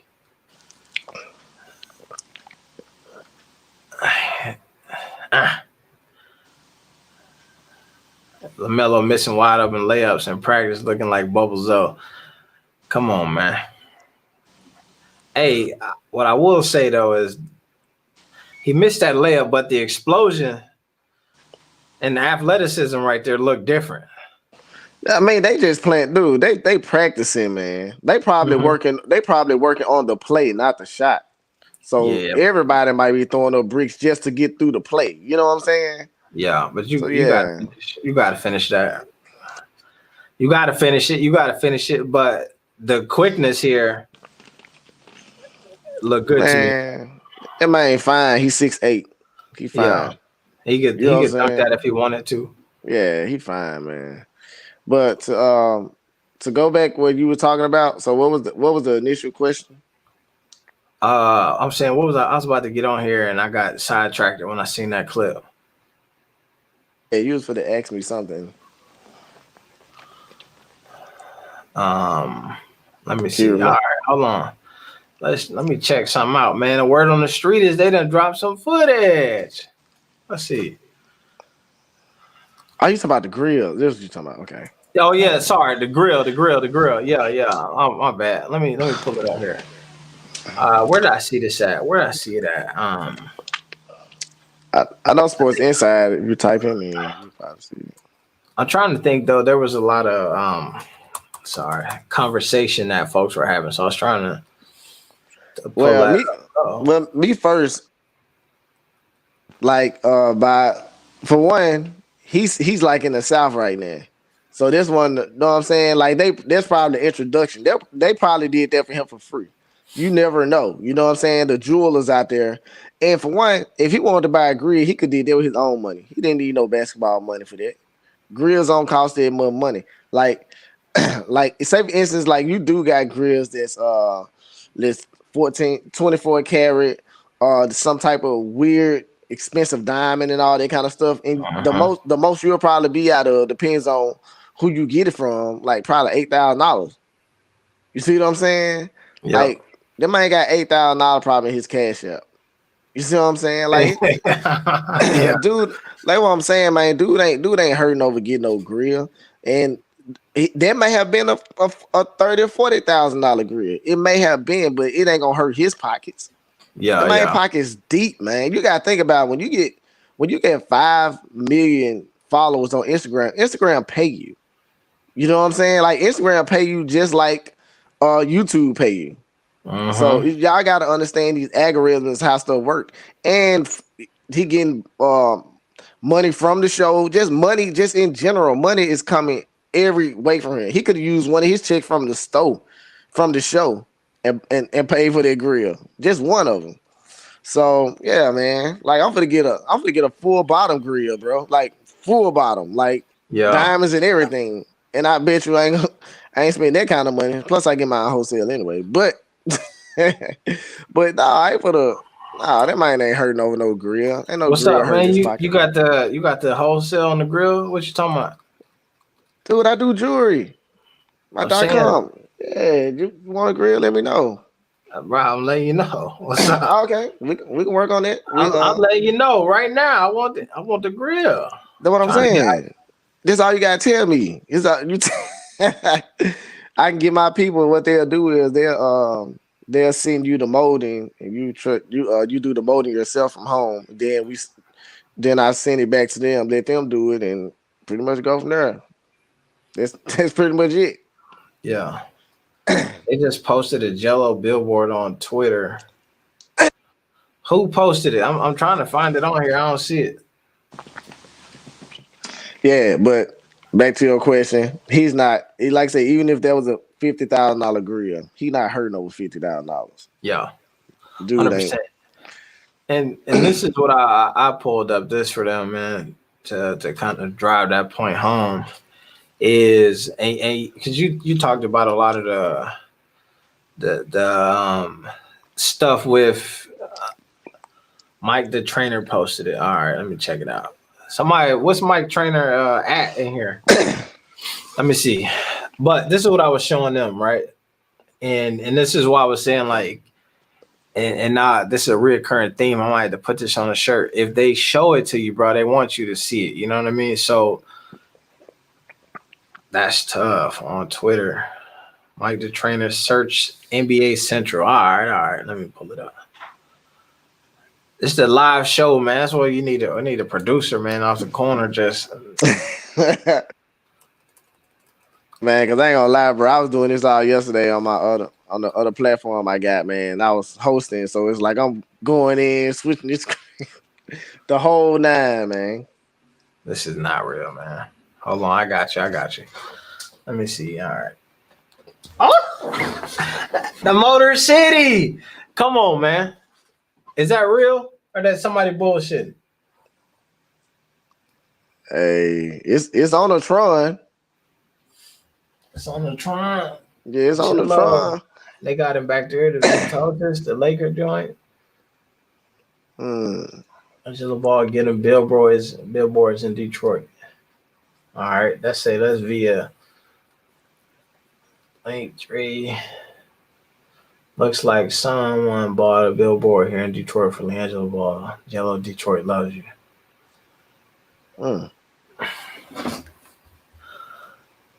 Hey, man, I heard he doing good in practice too, man. So I'm loving this whole thing, man. Hopefully they see what we see, bro. Yeah. G3. Hey, your boy Jello on a billboard. Talk to him. Talk to me nice. Then he got the number 3 on, man. Golly. And they got the 3 on him. Yeah. I wonder they hating. Hey, that's deep. That's dope. Don't think it's real because he's wearing 3. That's what I'm saying. Like, obviously, this is not the Pistons who put this up. Somebody had to do it because, I mean, he got the Vitotas jersey on back here. He got the Lakers jersey on here. So I can't imagine the Detroit Pistons putting up a jersey and somebody else. Nah. They're not gonna do that, man. I was like I said, Ben Wallace, that's why I said then he got the number 3 on because they retired number 3. Yep. Which is, come on, man. Ben Wallace. I'm gonna get in Ben. We're gonna start a petition, man. Who? Now I don't think you could take this away from Ben. He already ain't got no championship. No, yes, he do. I'm saying, like, yeah, he do. Yes, he do. Then we're not gonna get number 3, man. Like this what I said when me and Sports Inside was talking, man. This what I said we should do for LaMelo Ball. I said the fans, everybody in Charlotte, anybody that go to the game should go to NBA shopnba.com or whatever it is and get a custom jersey made, Melo Ball number 1 with ball on the back, and wear it to all the games. Mm-hmm. I think that'll be a dope way to get that number 1 on his back. Is everybody going? They don't buy his LaMelo Ball jersey. They're going to make a custom jersey. Just thousands of people wear a custom jersey with LaMelo Ball number 1. Yeah, I think that'll be dope. Which I don't think people will do that, but I think that'll be crazy dope. I feel like I don't know if they'll do that, but I do think what they could do is. And even if you just plan, like everybody just start a campaign and be like, yo, we are not watching a game. We ain't buying a ticket until LaMelo get in the number 1 jersey. If y'all don't do that, we done. We season ticket, we ain't showing up, no popcorn, no nothing. And I guarantee that boy get that jersey before he wake up in the morning. Yeah, see, that's a dream situation, man. Carolina's so glad to have anything there. They don't care if that man was wearing number 99. Long as he's there, they gonna come to the game. Listen, to see him play, and I can't wait to see this first matchup with him and Lonzo. It's in January, right? I think the first matchup with him and Lonzo in January. What's crazy is I gotta look at their schedule. I wonder if he gonna beat up with G3 first. Shoot, I'm not sure. Because people not taking G3 serious because it ain't for sure that he made the team or not. So that's probably why they wouldn't even promote it. But if he do good in the summer league and get some the time he in there make some shots, dude, he gonna be on that team, man. All he gotta do is do good in the summer league. My man said he got but there ain't no summer league. Yeah, I'm just saying. Yeah, I know what you mean, like preseason or something. You know the preseason games. You know what I'm saying? Yeah. I have 12 pairs of signature CO2s. Nah, bro, that can't be. Why would you have 12 pair of the same? That means you got to be different. You got to be the same colors. Yeah. Because he ain't come out with like what 5 colors?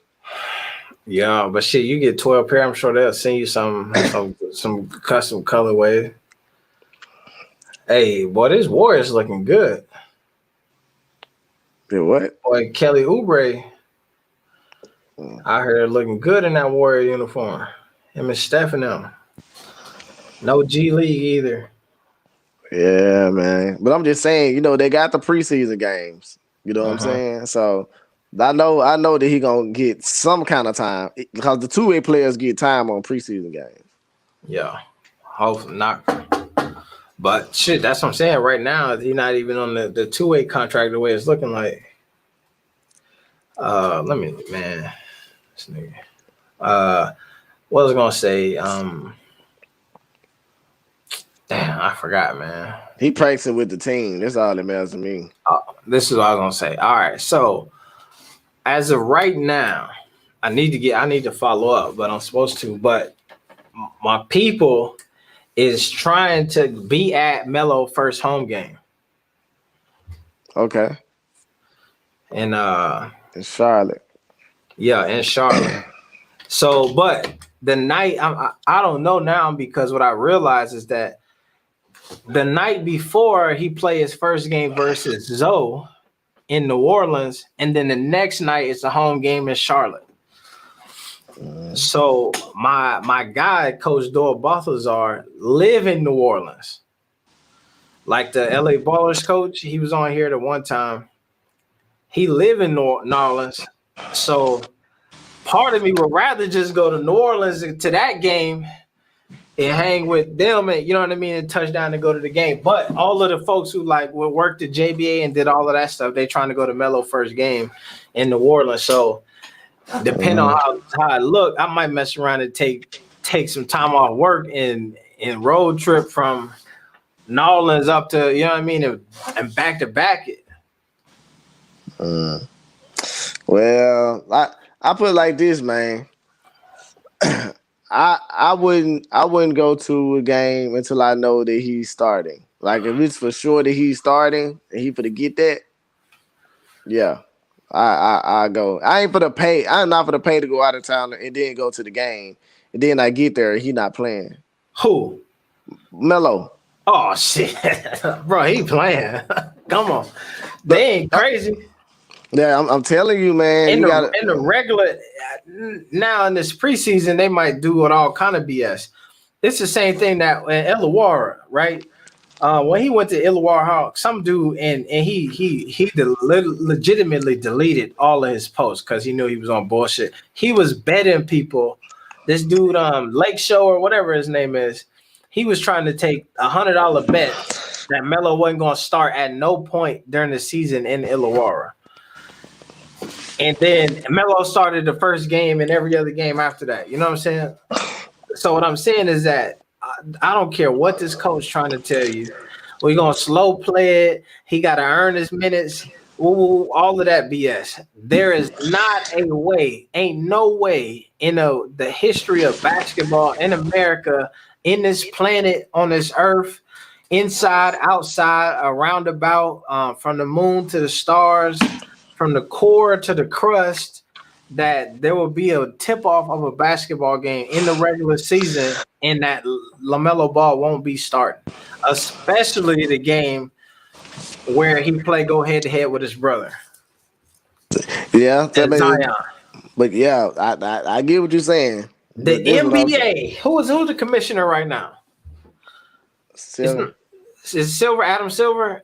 Adam Silver will call Michael Jordan, whatever their coach is, and be like, yo, we will take your team away if you don't get Melo on that court versus Zoe at the tip-off. If home game, because their first game, I believe, is a home game. That game is on, not that it's home game, but I believe that game is on television as well. If we got him on TV and y'all want to try to play this limited minute shit, bro, we'll blow up the whole thing. Hey, Aruba in the house. What's up, Aruba now? I feel you, man. I totally understand where you're coming from. Hey, man, hit that like button. No, sorry. I looked over yeah, here. y'all do that. That's 27 likes and 43 people here, man. Hit the button. Stop playing. But yeah, man, like I said, I just don't put nothing past. I'm not saying that he won't be in there for the next 39 minutes. I'm thinking he might be in there the whole next 39 minutes. Yeah. Nah, I'm just saying, like, I wouldn't put it past. I won't put it past, especially if he have like 2 off games or something like that. So that's where I'm at, man. Like, man. And they ain't had a lot of time to practice. You know what I'm saying? Like,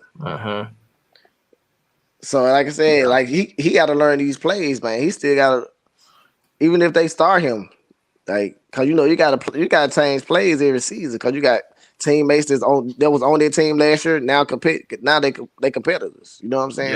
Yeah. But that's what I'm saying. No, this is just basketball, man. It ain't that much. shit you could really change with that, man. At some point, you just roll the ball out there and say hoop. Hey, I'm with it. I'm with that right there. What you just said, but that's the reality of it is that these people they got a whole bunch of loops that they jump through and have to go through, and certain things. I don't know. I will hope to see him start preseason, regular season, because they're gonna play on preseason for sure. So that's why I hope LiAngelo is really in a good situation, man, so he can get some minutes, during the preseason, because that's what I want to watch. I want to watch the preseason games. You know what I'm saying? I'm also ready to see those. Like those are important to me because it's basically shaping up your bench. You know what I'm saying? The people on your bench, we basically seeing how good these benches is. You know what I'm saying? Yeah. That's why I like the preseason. Here and honestly, I think that what may be different this year is that because the preseason is so short, it's so condensed. So like I was listening to I think Gentry is a coach up in Detroit, right? I believe so. Yeah. And he was saying like they got to figure out rotations quicker than ever. You know what I'm saying? So they've had 5 practices, and then they got a game on Friday. You know what I mean? So he was like, that is one of the things that's kept them kind of behind the 8 ball. That, and then they haven't played for a long time, but trying to figure out the rotations and all of that stuff. So I think that's either a two-way thing where, like you're saying, like you'll see a lot of people getting in the game and then being a lot of people tweeting the photo. Facts Friday night preseason begins. Dwayne Casey, that's it. Dwayne Casey. Yes, Dwayne Casey. Him and Gentry look like brothers, man. But who in here? Dwayne Casey. Okay. Dwayne, yeah. Hey, that's Dwayne Casey was in Toronto, right? And they got him up out of there for Nick Nurse, I believe. Oh, okay. What's that look like, brother? Yeah. Sports Inside. Got fired after winning Coach of the Year. Exactly. Yeah. It's crazy. What's up, man? What's up, Sports Inside Angle?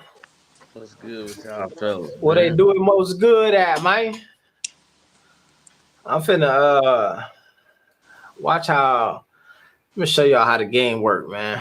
As we talking on here, I'm finna take that picture of Jello on the billboard, make me a little thumbnail, and throw that boy up on the YouTube, you know what I'm saying? And steal some views. That's behind the scenes. That's how you gotta do it.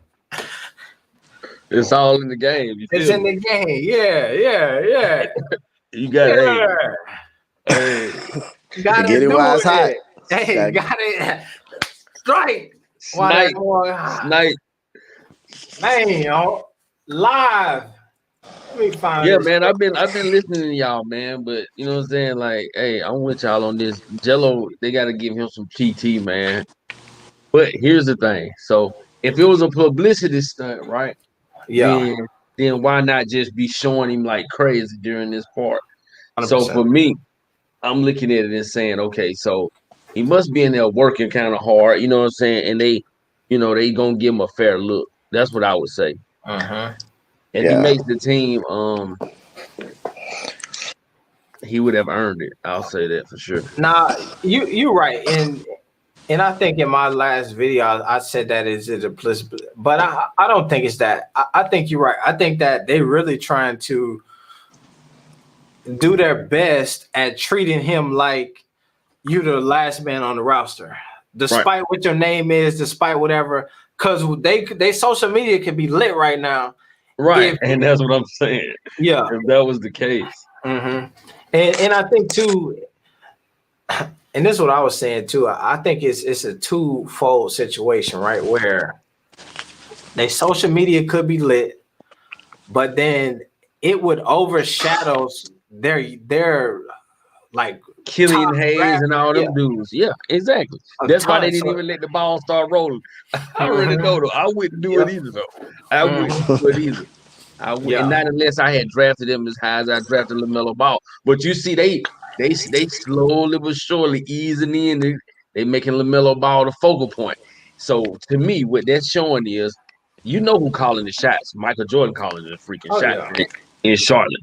So as you see now, nobody else today, they had to ask a question to LaMelo Ball. They could have had that for anybody or for everybody on the team. They didn't have that for everybody. As you see, like most of their little highlights and stuff kind of lead out with a LaMelo Ball frame shot. And if you know anything about movies and stuff like that, that would lead character. I mean, he's gonna start. I mean, that's written up. The check he getting paid. I mean, and then plus, I'm pretty sure he's showing some signs in practice. I'm pretty sure all the guards know, like, oh boy, this young Melo Ball is out of control. I already know. Yeah, man. Just the fact that like a few players were saying that they didn't know he was that tall. That man is 6'8" now. And I think I still think he's 19. He still got time to grow an extra inch.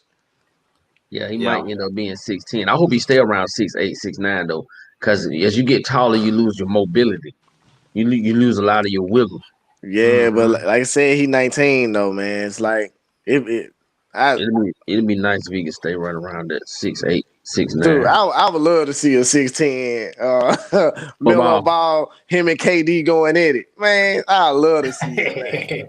Melo will be better than a KD if you know what I'm saying, if he get to that height and then have his game all the way tuned up. Yeah, I know. Like I said, like it'll be dope if he hit that 6'9", 6'10" era. I think he'll hit 6'9". I think he's gonna hit 6'9". And here's the thing, though. I'm watching everything, right? And so I look at people's body language and stuff like that, and I listen to what people say from day to day. So as you can remember now, in the first interview, they were saying LaMelo Ball is gonna have to earn his time and blase, right? This is the coach, this Mitch Kupchak. You know, that's just the initial thing coming in. You know, the number 3 draft pick. Then, boom, a few days later, you hear him say, yeah, you know, we got a few standouts in practice. And he named LaMelo in that group. Named about 3 people, but he named LaMelo in that group. They got more than 3 people on their team. Boom. Then he comes out the next day. And then he said, oh man, if you don't get your head up, he's an elite playmaker. If you don't get your head up, you better just get your head up. So that's letting you know he thinking to himself, like he's telling the other people, you need to catch up to what this kid is doing. You see, I'm reading the, and then so when you start seeing Melo in practice, he's dunking and just playing around, which letting me know is he's already in a comfort zone. He's in a comfort zone, whereas he done pretty much showed everybody like, well, stop. I'm just. And they just looking like, damn.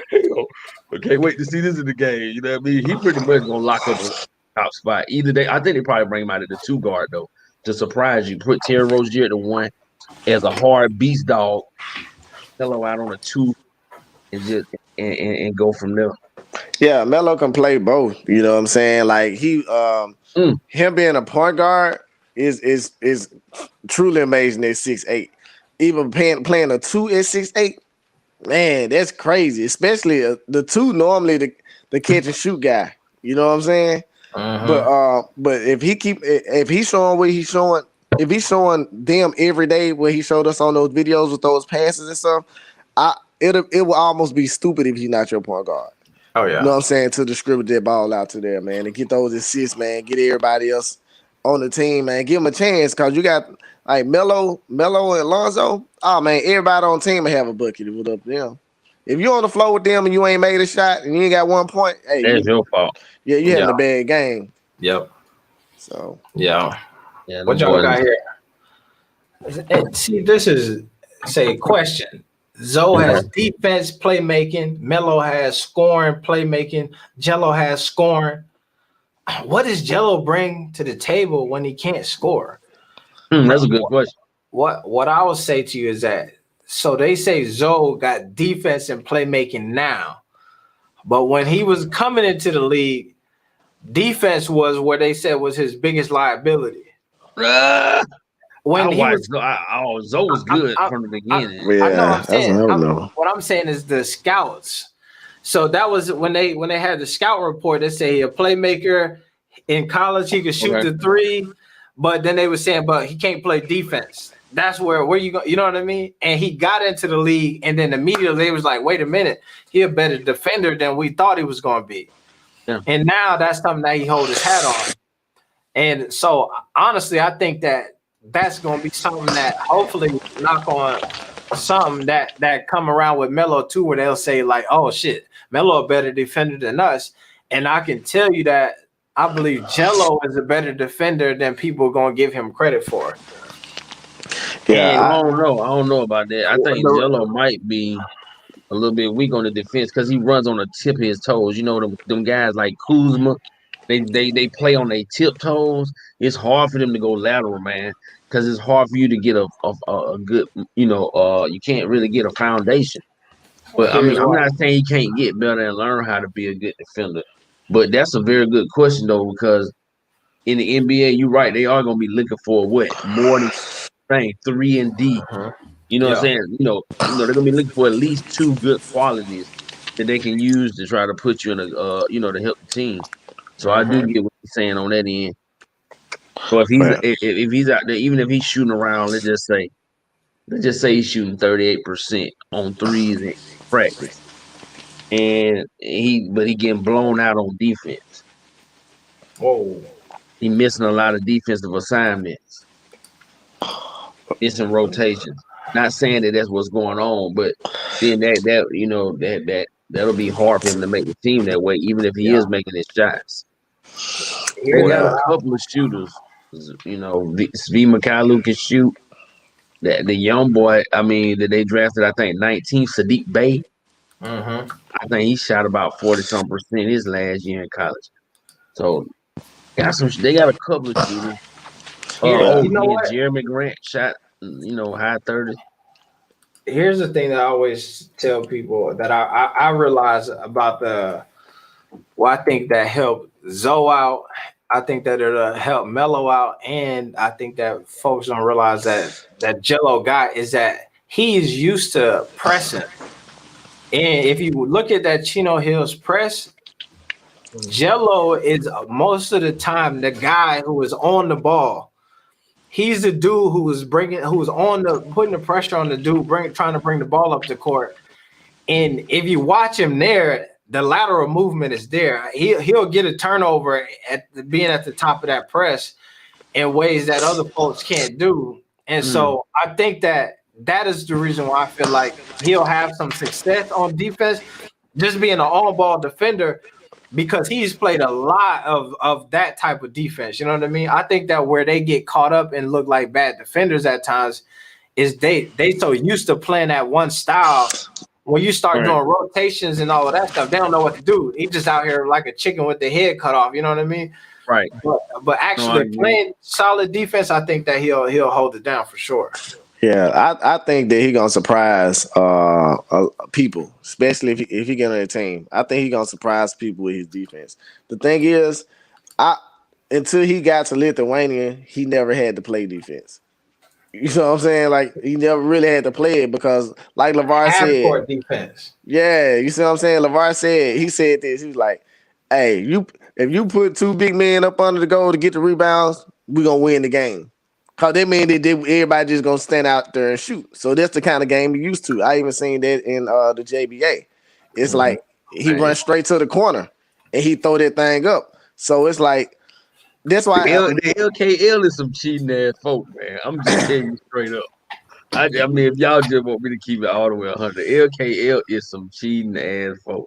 Yeah, hey, they made sure they gave them just enough time not to get good, to be good, to really like dominate their league.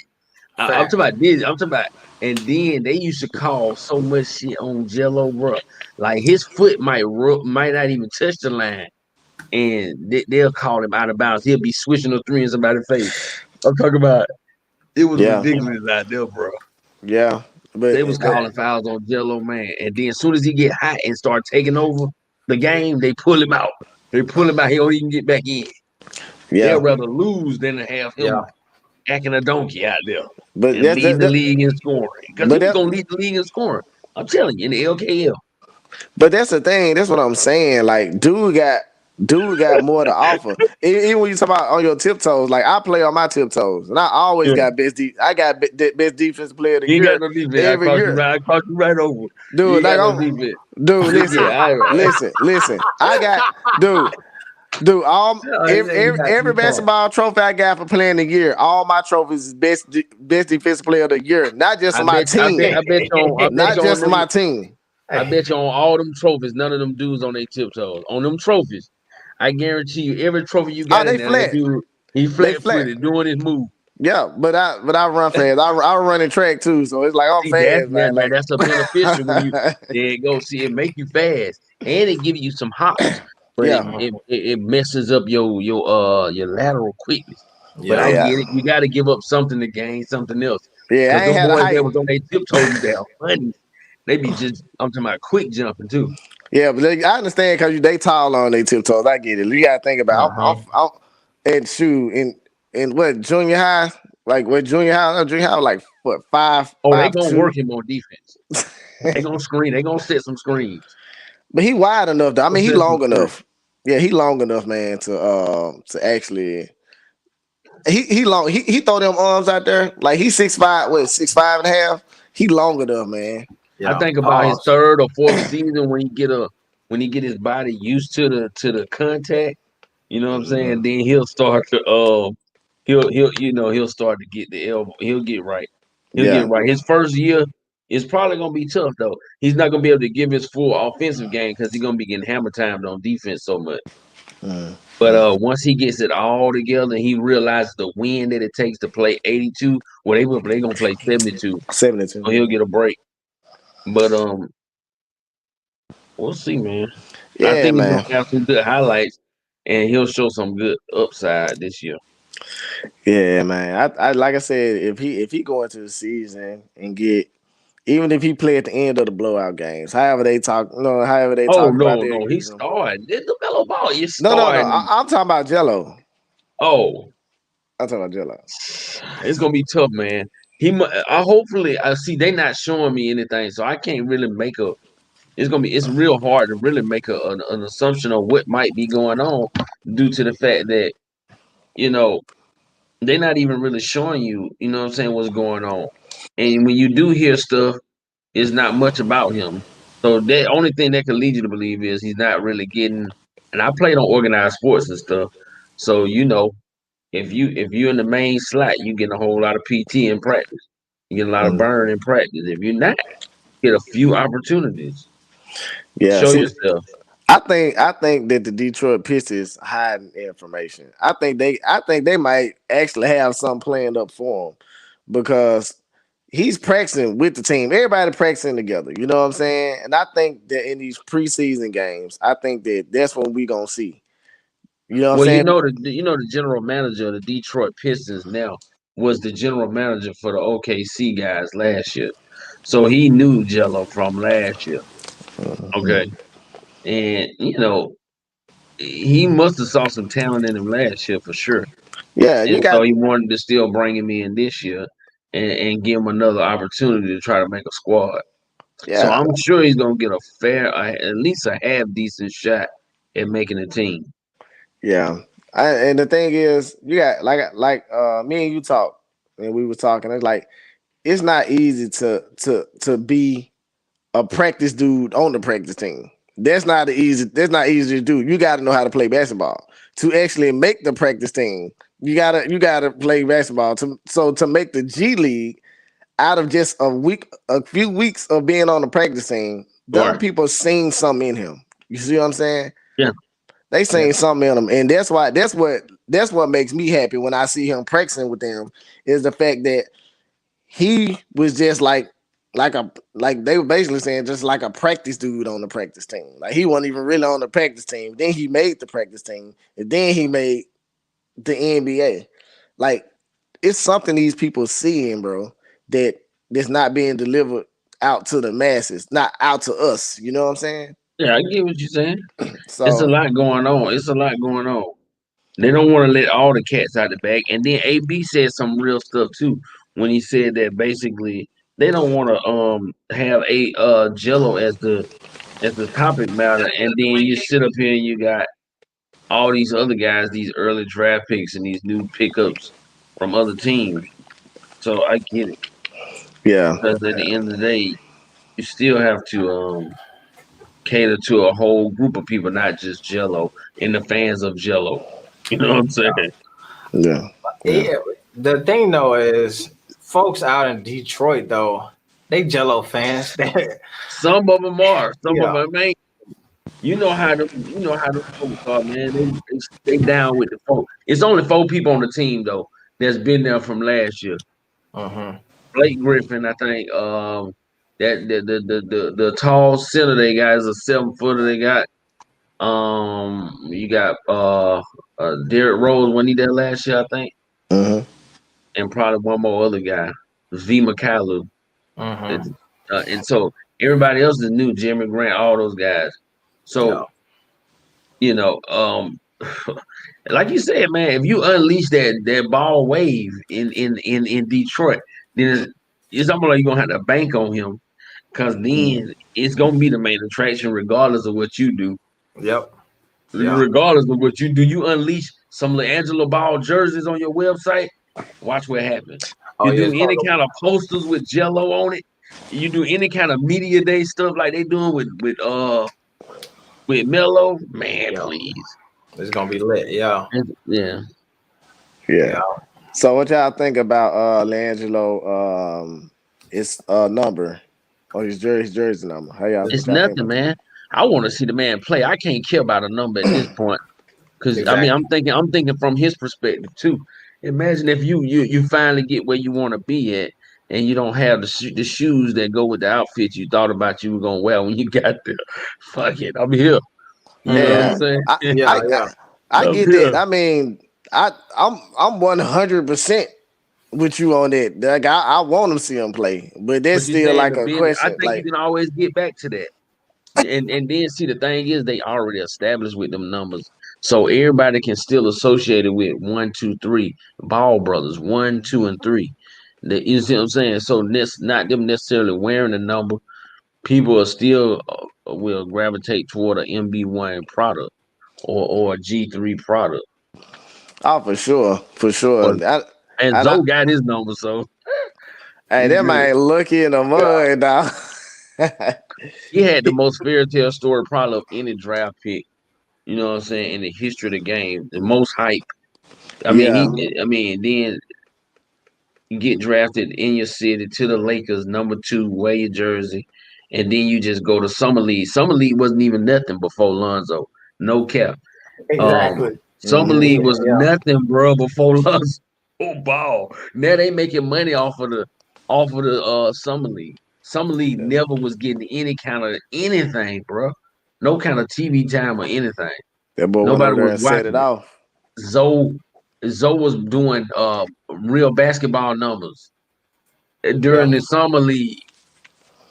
Yeah. I remember. That was the real creation of Ball Mania. That's when it started. That's something like you ain't never seen before, and it ain't been like that since then. You know what I mean? But folks, people been watching the TV. That's what I said. Yeah. Right. People be waiting for it, and they aware that it's going down. But like, if Melo would have been in that, it'd have been bananas. What's the name? Zion. Like, I feel like folks was anticipating Zion being in there, but it still wasn't. He got out there fat and did 2 dunks and had to get off the court. Zoe was out there every game. The hype kept building up because he was getting triple doubles and everything in the Summer League. So by the time when you got close to the end of Summer League, everybody was already like, the hype train had went to full. I think he won Summer League MVP. Yeah, he did.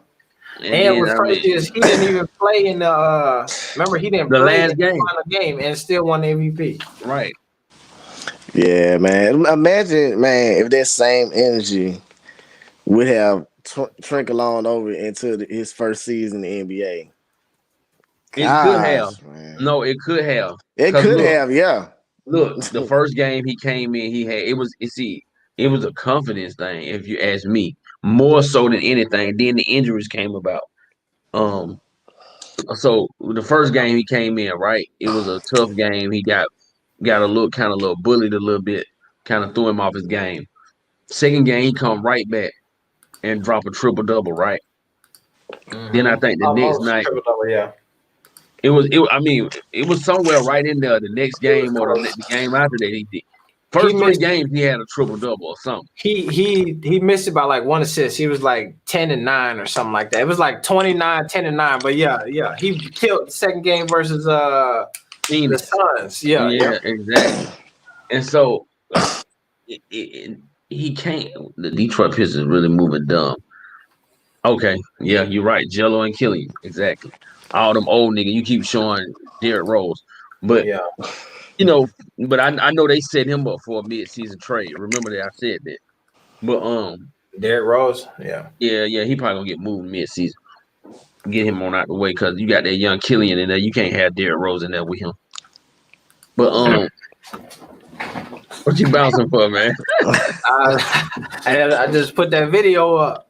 Oh, okay. You got some ass. Yeah. But I mean, the question is, who they gonna cut for Jello? The question is, it don't matter. Nobody gonna know anyway. That's the answer. If they cut anybody on their squad, who is why gonna they need to cut somebody though? Why do they need to cut anybody? The way that they rosters and stuff is set up, it's like 5 people on contract already in front of Jello. And I read somewhere they already over the preseason just to get the roster they got now, they already are paying $3 million to people who they already cut. So anybody they cut now is just on top of that. So they got like the guys who they cut, it'd be like extra $6 million that they would check. Jello will play for free. Jello will play for free. If you put Jello on there, you give him a make the money. Exactly. You're gonna make that money. Jerseys, you're gonna sell so many jerseys that the jersey sales gonna make you that money back. Yeah. You would make that off Instagram posts. You know what I'm saying? What up, DKM? My guy, DKM, what's up, dude? The question is, who they gonna cut for Jello? No, man. They gonna cut your ass for Jello. That was No, man. At the end of the day, though, bro, hopefully they just get a man a shot in the practice. You know what I'm saying? Yeah. Just give him a shot to show that he's better than somebody else. Put 3 or 4 different combinations in there and show that Jello is playing more fluidly with the lead guys. Hey, this is Jello billboard in Detroit, or I just dropped a video on it though. Oh, that man dropped the video as we watching, as we on the video. While we watching, you mean me? Yeah. On the editing platform and went to work. Work real quick. It don't take a lot. Yeah, you already got my watch. You already got my watch minutes. Yeah. Man, hey man, we got like a lot of people in here, and we still got like 30 likes. You know what I'm saying? Go ahead and like it. Oh, there. If you're in here watching, you know what I'm saying? If you're in here watching, go ahead and like it. Mm-hmm. Yeah, you already got you got 9 right now. 9 views already. You turned up. For the culture, man. My man, Uncle Rico, though. What's up, man? Uncut Raw had already dropped it though. DJ Raw had dropped it. No, DJ Raw live right now. Okay. Yeah, he just went live. Y'all boy, yeah. Hey, we out here.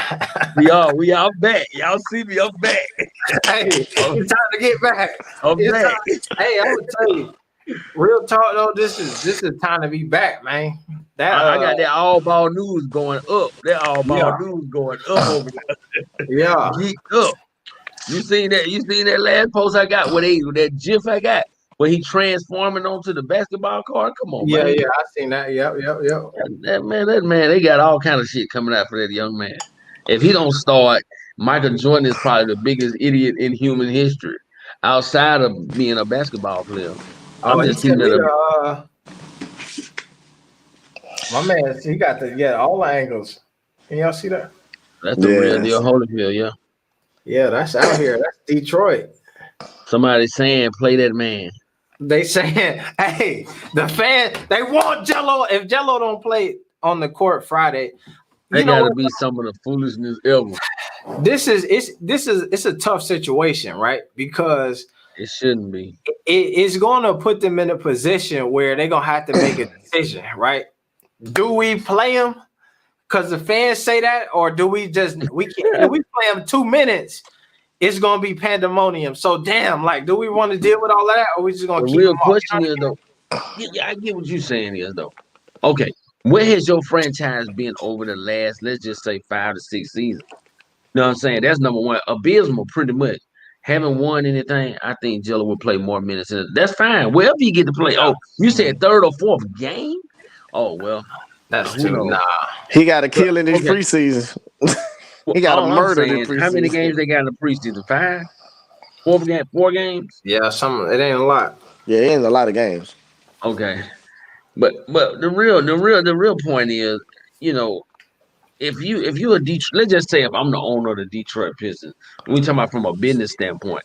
Number one, I brought the guy in for multiple reasons, just like I bring everybody in for multiple reasons.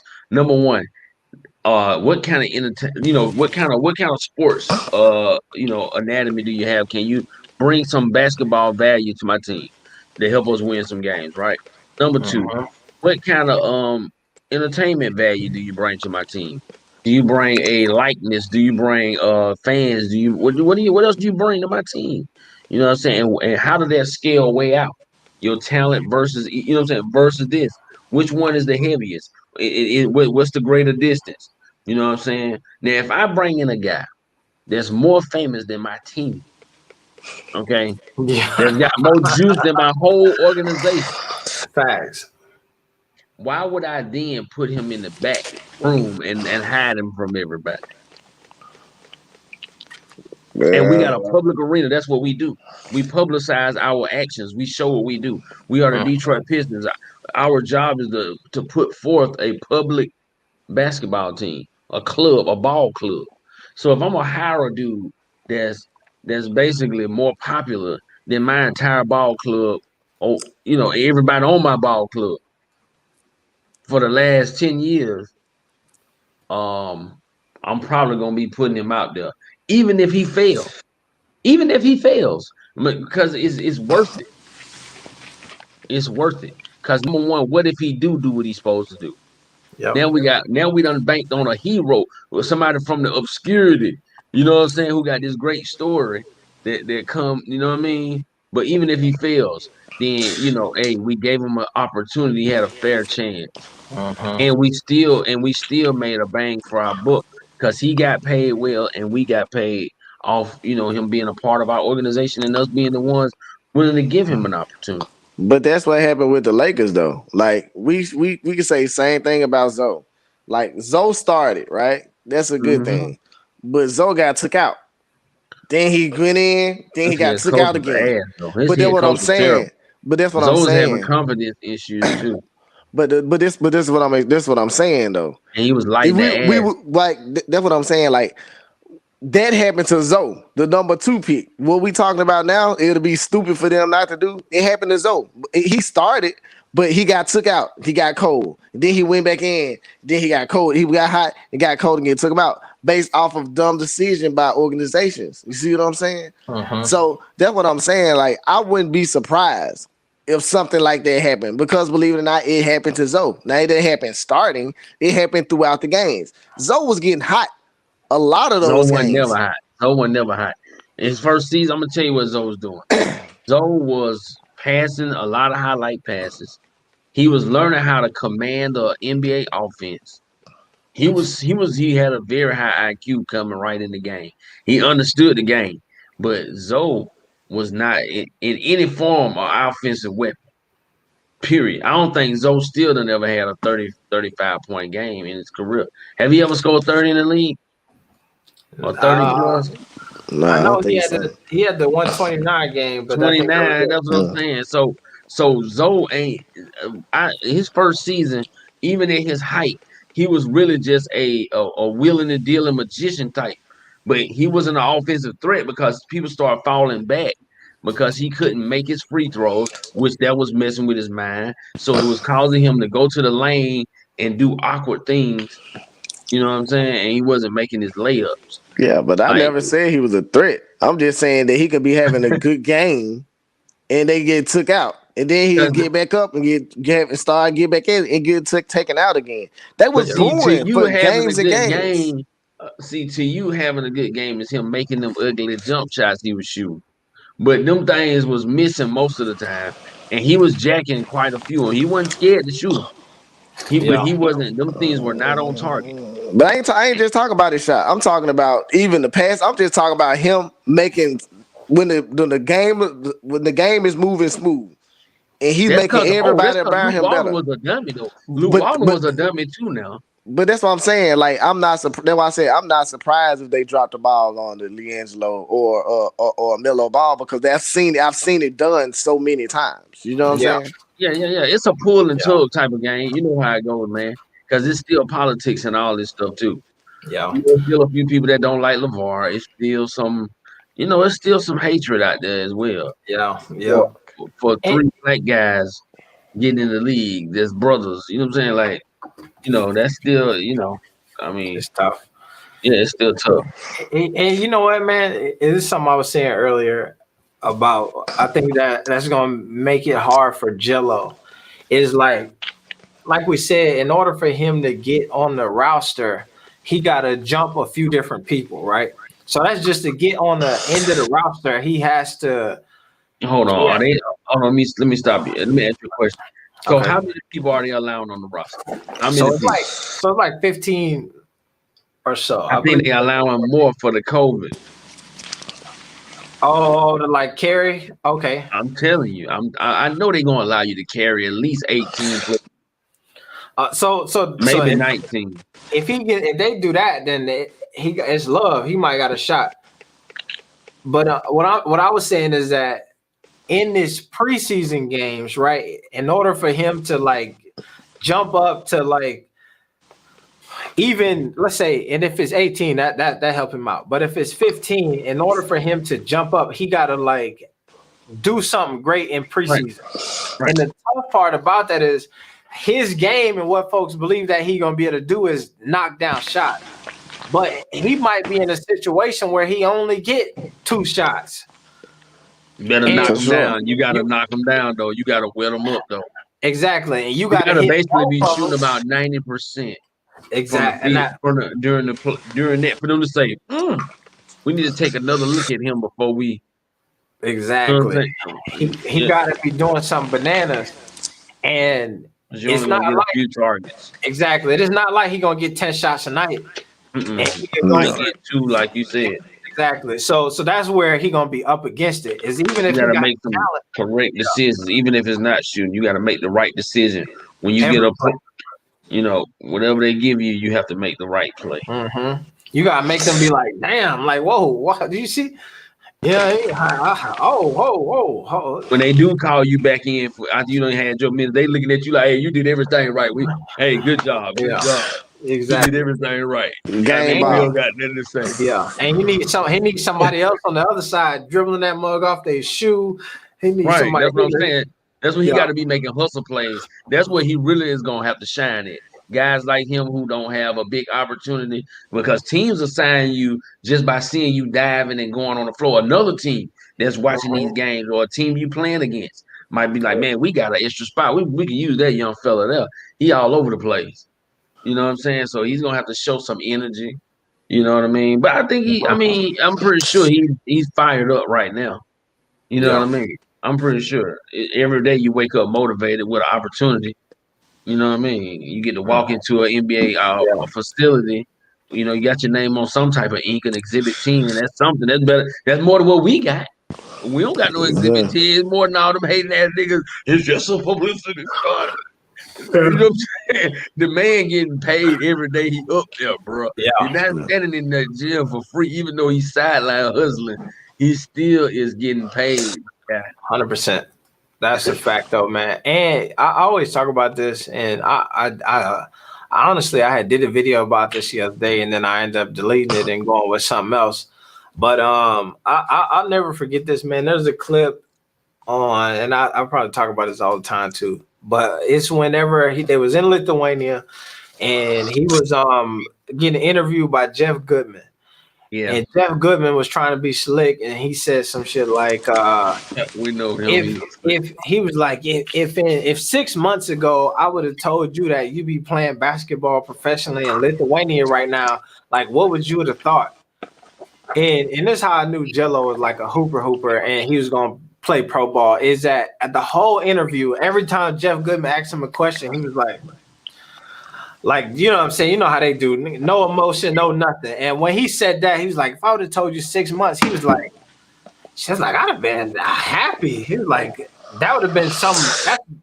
He's like, not everybody gets a chance to play pro ball. And then so he said, I think exactly how it went is, so Jeff Goodman asked him the question. He was like, I would have been happy. And he kind of like the first time of the whole interview started smiling.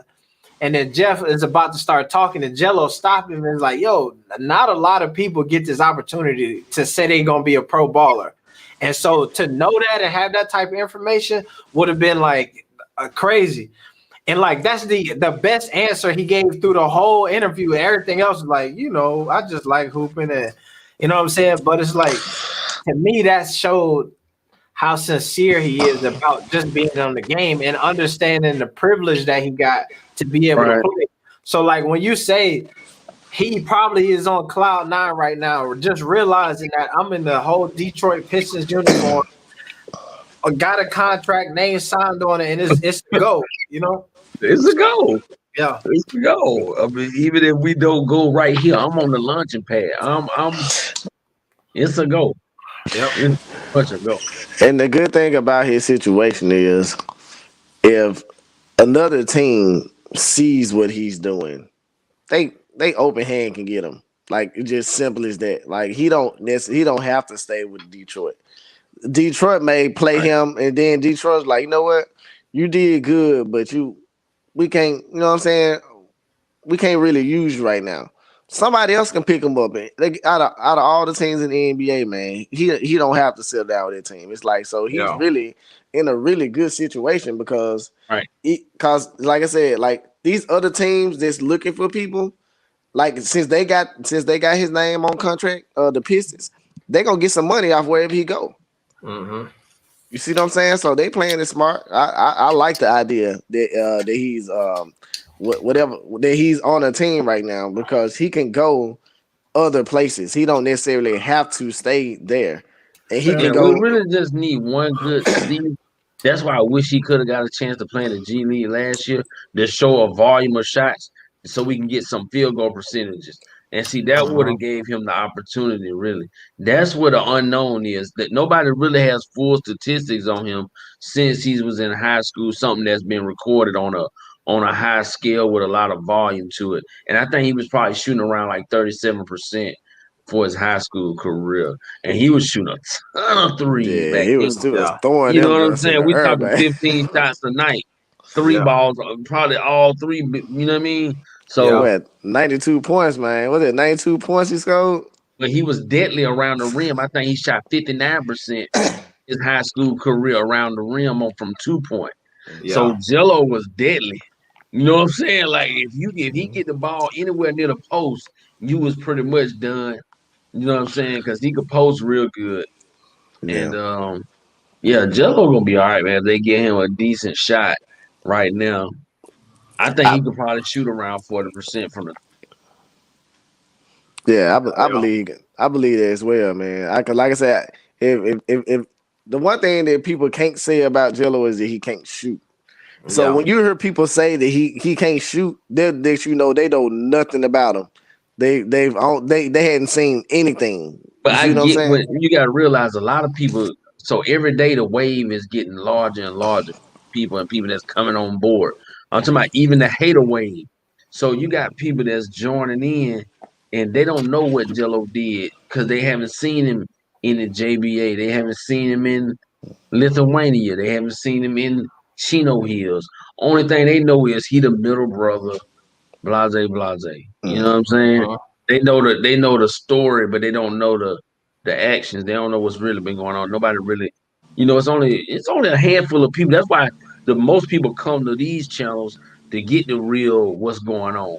Cause all they really know is it's three guys, three brothers, the ball, you know what I'm saying? The ball brothers. Yeah. They don't really know what's going on. They want to know though. They want to know. So that's why they come here. Cause it's such a big sea of information of stuff going this way, that way. Every day it's something new. Jello this, Mello that, Zoe this, you know what I'm saying? LeVar that. So, it's kind of this big ball of stuff. So you have to refine it by coming to places like this. And you can find these specific things that you look for. Yeah. I get that. And I totally understand. And I agree with it as well. But that's why I made the statement. You know what I'm saying? It's like all these people they're saying, because I even got people around me that's like, nah, man, he can't play, man. If he could play, he would have been in the NBA. And I'm like, nah, you can't. You know how many people that can play ain't in the NBA? Mm-hmm. You see what I'm saying? It's not that many now. It's not that many. Dude, it's dudes on the opportunity. Yeah. Well, I'm talking about it's dudes on the playground that's cold. Not saying that they can play in the NBA, but they could have a chance. But that's what I'm saying. But you see, no, that's why I'm just getting it. Like for him to be where he at, he had to be able to play basketball. It's nothing that LeVar or JJ that could say to anybody. Like JJ could have said, "Hey yo, check out, hey y'all, come out and check out the middle board." But he can't talk to them people into giving him $1 million to come. No, man, that came from the head all the way down to the person that was sitting with him writing that. It had to be okay through all those people, through that organization, for him to get a contract with anything. He had to work for that, man. Yeah. No, you're right. You're absolutely right. Yeah. Shouts out to King C, man. Yeah. Shout out King C. Shout out. Here, I got a question for y'all. Somebody tried to tell me this in the comments today that 20. He said. So he was trying to say Jello is trash, and I was like, bro, you can't be trash and be in a training camp with an NBA team. And he says that 25% of NBA players actually can't play basketball and they trash. Can I answer that first? No, you got to classify what trash is first.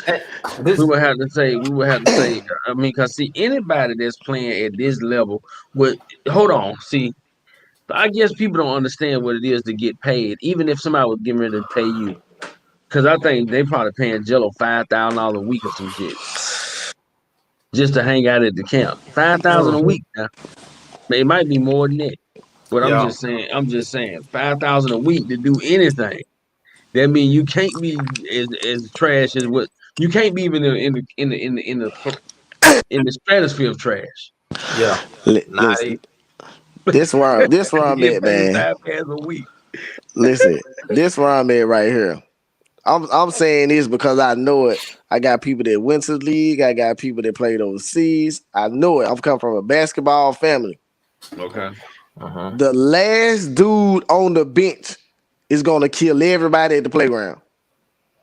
It's just simple as that. Easy. It's gonna be simple too, and it's gonna be like, dog, why you don't do that in the NBA? It's a different kind of beast. Because you see what I'm saying? You way out of my league, right? So people gotta understand the person that never gets to play in the game, he could come to your gym and shut it down. They don't see that.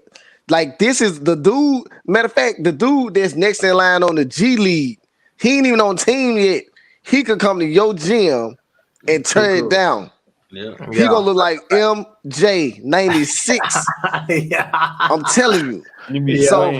So when people say people in the NBA suck, that irritates me because these people are professionals. Even if they're not good enough. The only person that suck in the NBA. James Harden, the only person. Okay. Yeah. I mean, that's just the one dude, and it ain't because he want to get traded. He just, to me, he is probably the biggest Ponzi scheme in basketball history. I think. Listen, if he hitting triple doubles in the NBA, What triple double? James Harden. He cold. James Harden ain't doing no triple double. He was. Him and Russ was. Him and Russ was at it. Like two. What are they? Him and Russ was going at it like 2 years ago. Man, look, man, James Harden ain't doing no triple doubles, man. James Harden him and Russ. No, him and Russ wasn't going at it. No, him and Russ was not. Yeah, I remember that. They was going at it, bro. You don't remember game that. From game. No, y'all was in the Twilight Zone. James Harden. So you telling me James Harden was getting a triple double, right? So he was getting double digits points. We know that. He was getting double digit assists. And what else he was getting double digits in? Rebounds. Turnovers. Stop. Out of here with steals. Nah. Okay. Nah. But listen, this is what I'm saying.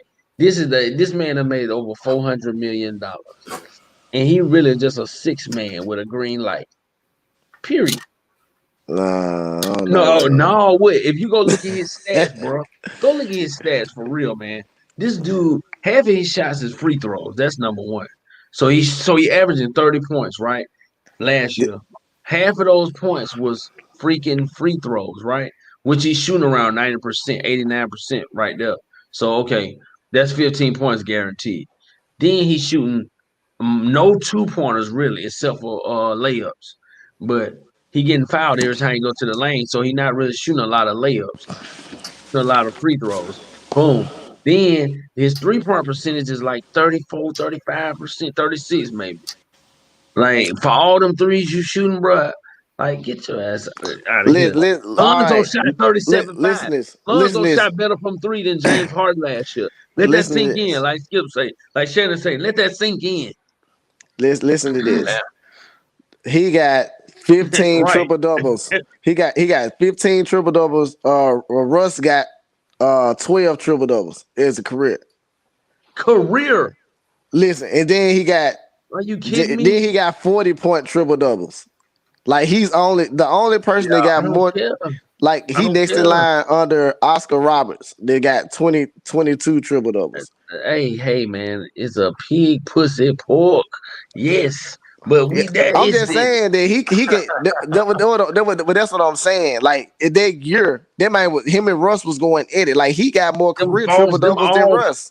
Them triple doubles are fake, though. That's what I'm trying to get you to understand. Yeah, I understand it. I understand what you're saying. That's them goofy. That's them goofy triple doubles. Well, I dribble the whole clock out, right? I dribble the whole clock out. Either I take the shot, or I try to pass it to a guy cutting at the end, or and then I get the assist for it. Of course, I'm gonna get an assist. Same thing with Westbrook. Same thing. Or I'm just throwing it off the backboard, grabbing my own rebound. All that goofy stuff, man. Let me tell you something. Another dude who need to be on the bench, Russell Westbrook. This is another phony. He's a highly explosive athlete, but as far as being a full level savant, level talent, being a high level, like elite level talent, he's not elite, bro. I'm being straight up. The Come Up Network. You about to come up that's why I was just saying, like I was just stating the facts. I ain't saying that how he got them was right or wrong. I'm just saying that he was throwing those triple doubles out there. I never knew James Harden could even get a triple double. Yeah, like I said, Oscar Roberts got 22 and he under Oscar Roberts. You know what I'm saying? As far as MD, get out of here. Get on out of here, MD. You can get on out of here quickly. But nah, man, all I'm saying is, wow. Only hope is LaMelo. I think he's more than a wing shooter. I mean, look, the thing is about LiAngelo, he can shoot the ball and hit from anywhere on the court. LiAngelo Ball right now is better than Danny Green. I bet you that. Oh, at this stage in his career, right now. So I would take LiAngelo Ball because you're gonna have to pay your boy Danny Green. You're gonna have to pay him $6 million. I can pay LiAngelo Ball league men and get better production than that. So let's stop. I've been looking at the league, bro, and I ain't just I'm not just no ball groupie. Like I'm gonna be real with you. I like the Ball family, but at the same time, it's some stuff that ain't right on on all levels. But at the same time, when we talking the real deal, bro, LiAngelo Ball is better than a lot of these jokers I see in the NBA. It's a lot of goofies. I'm telling you. Cam Reddish better come and bring his game this year because he might be a goofy. It's a lot of guys that need to up their game. Look at Ben Simmons though. Ben Simmons been in the league for doggone 5 seasons now. Still can't shoot from 2 feet away from the basket. Giannis Antetokounmpo, 2-time league MVP. You put 2 people in front of him, he's null and void. He can't even. He probably won't even average 13, 14 points a game. If you do that the whole game. What I'll say though is back to your Jello Danny Green thing is the different. I agree that shooting, athleticism, and all that stuff. Experience, locker room leadership. I know what you're talking about. Yeah, the experience, that championship pedigree. That's what you're paying for with Danny Green. That's the $6 million at this point. Not the shot. It ain't the same. But that I know what you're saying. I know what you're saying. No, you're right. You're right.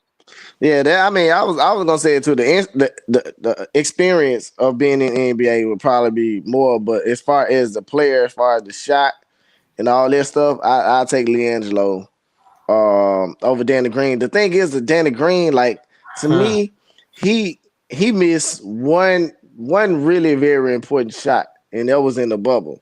Oh my God! Other than that, it's like he hit. Season? Did you watch the whole season? Yeah, but Danny Green was garbage this season. Danny Green was butt. He made some big shots. No, Avery Bradley made some big shots. Yeah, he did too. Avery Bradley made the shots for the Lakers this year. Now that's my squad now. You think Avery Bradley at home sick because he ain't come to the bubble? Like, he stands on his laurels. He's just that type of person, man. And his son was sick too. Family, right? He still got his ring though, and he contributed to them getting into that bubble. Yeah, like I wouldn't feel no type of way about it because we were gonna win the chip with or obviously without. Yeah, I mean he like I said, he gonna get his ring anyway for playing on the team. But somebody recently got like 2 rings in 1 year. Who? The same year. Who was that? I feel like they say that shit all the time. Where like every year, some player who, if either team win, he could get a ring because he was on that team for long enough. You know what I'm saying? We ain't talking about them.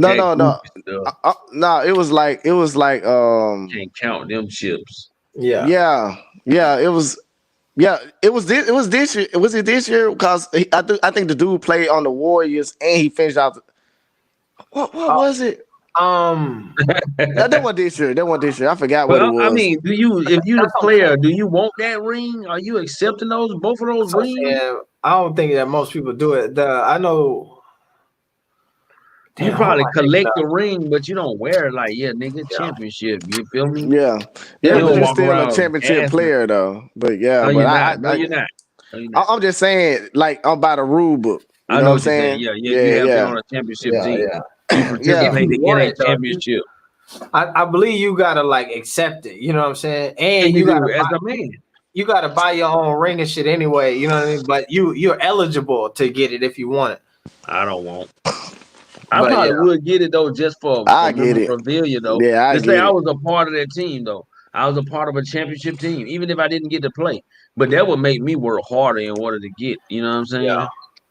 Yeah. Green shot percent from 3 was down this year. Lonzo shot better from 3 than Green. Man, come on, LaVelle. Come on, LaVelle. Hey. We know that though. We know that. Come on, man. Come on. We know Green is a clown, though. I guarantee it is. Go ahead, boss. No, I was just saying, Zo just really had a good season. He actually did okay in the bubble too. Season, man. He had a decent season though.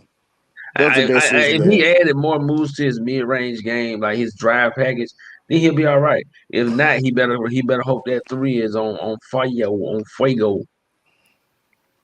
So these some new shoes you got advertising over here, dog. Hey, if somebody, you know what I'm saying, Christmas on the way, somebody want to look out for the kid, you know what I'm saying? Guy caught me Them some of joints these with is the sad socks. saucy though. Yeah. How much Yeah. they want for them Jones? They probably about 200. They about 200. Yeah. That's a Hey, them joints nasty though. yeah. I might have to grab me a pair of them guys. They look Yeah. small on your feet though. They do look. I think he just got itty bitty feet. There's a hold on, and that's off topic. You see how but they let me- stringing down? Yeah. I need.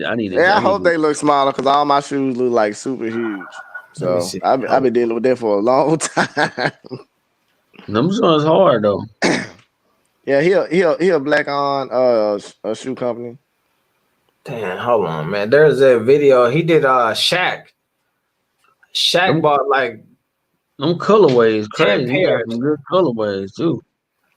Ooh, go back, go to them boots. Them boots in the middle right there. Hold up, click them boots. Oh yeah, that man right there might be on his way. Yeah. Nah, he making it. Yeah, he real good right now. He making it. Yeah, he making some money. Man, bro, I'm gonna try to see. What I don't know. I was hoping he had it in the thumbnail, but man, he got he doing Montrezl Harrell. He doing his shoe for next season. He better get them Jones all the way right. So Montrezl Harrell is signing him now? Nah, he probably just doing some type of collaboration endorsement. Okay. Yeah. You know how that go. I make all your shoes for the season. Blah blah blah blah. This is the shoe right here. They gonna have That's the Montrezl. Yeah. Oh well, they if he wearing his shoe every game, that mean they got a contract together. So yeah, that's what I'm saying. They got some type of some type of collab going. Yeah, but that's what I'm saying. Him and this is the Trez, like that's you know what I mean. It ain't. He got a signature shoe for him. Yeah, signature shoe. Yeah, with the Laker colorway. I might have to grab a pair of them Trez. Yeah, hell, them bitches look tight. Yeah, they look good. They look nice, man. It kind of remind me of the old school Rodman Jones. Them joints look hard. Boy, my man right there is a designer. I don't mean to keep talking over you, bro. No, you good, bro. Like he is. I mean, that's excited. Awesome Them joints hard. Black owned business. Yeah. I like all businesses though. It don't matter what color you are. But them joints tough though. Nah, he keep that heat, man. Hey yo, did you check out AB? You check out the other company I sent you? The Rock Deep joints? Yeah, the Rock Deep. Yeah. They got some wild stuff on there too. Yeah. SIA Collective. I'm gonna get me some of them. Yeah, I'm gonna get some of him. I'm gonna go and get some of the Rock Deep stuff. I got Rock Deep. Yeah. Ooh, look at them Ravens with them double straps on it. Yeah, no, these cold right here, yeah. Cut off. Oh, my man making gas. He got them like them first Jason head. Somebody was making them joints with the Jason head on. Yeah. The what's his name? Yeah, they sued that nigga, I think. Mm-hmm. Boy got the business. Them joints hard, man. Them things lit. Man, bro, I wish to see people with that much creativity. You know what I mean?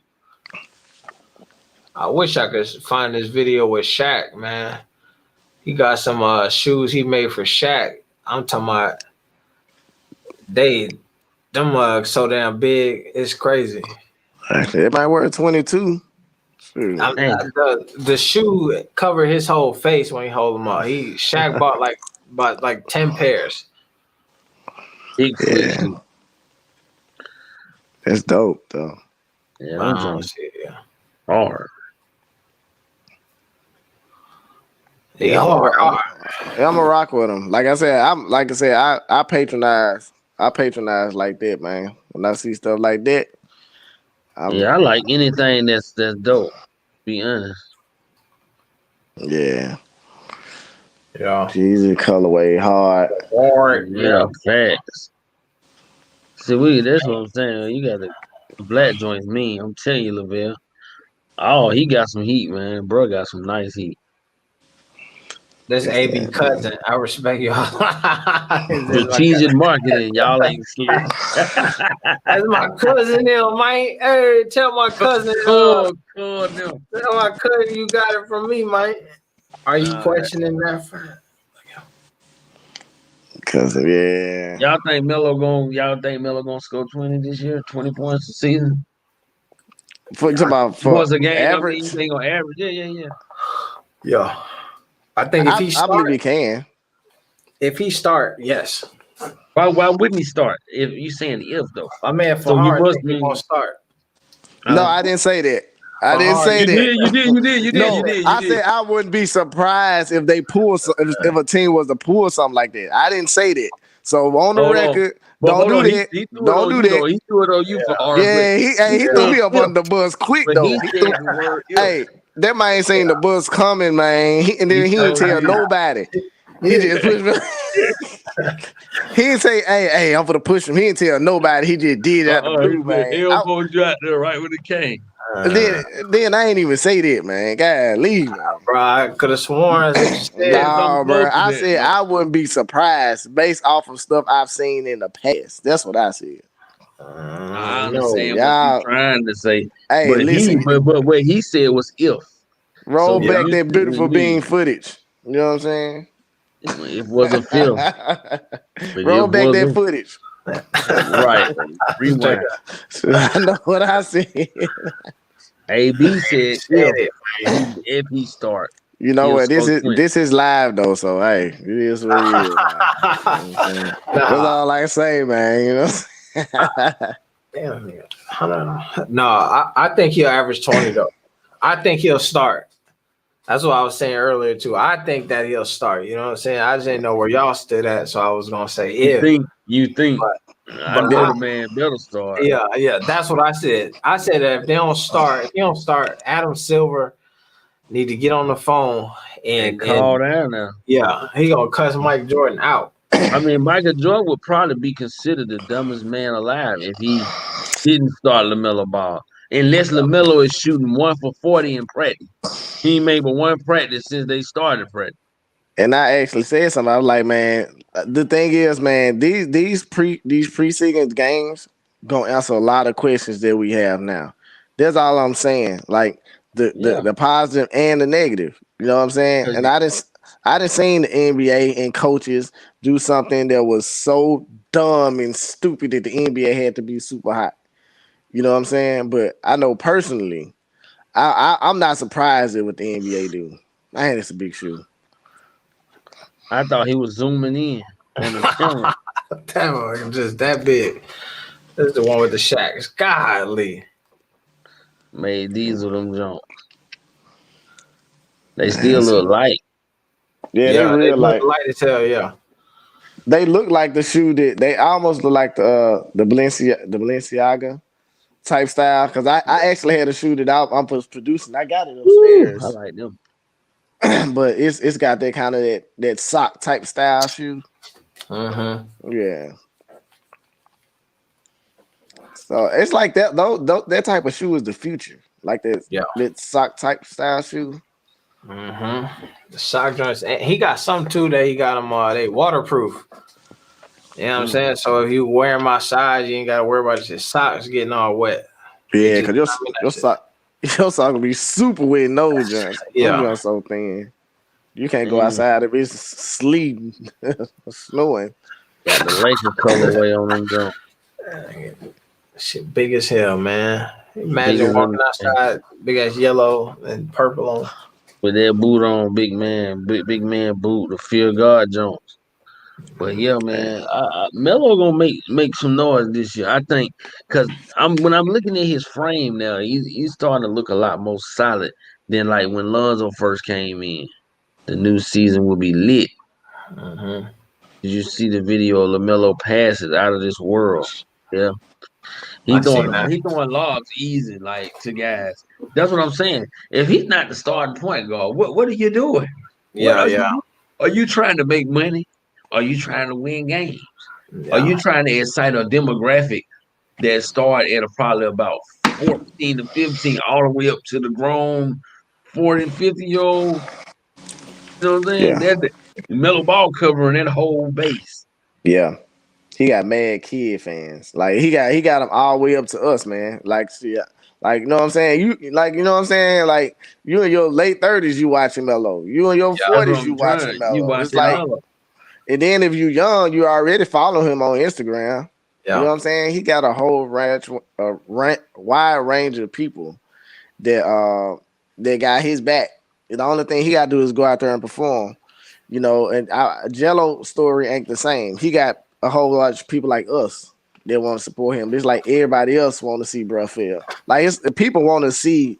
Actually, they want to see Melo do better than Lonzo.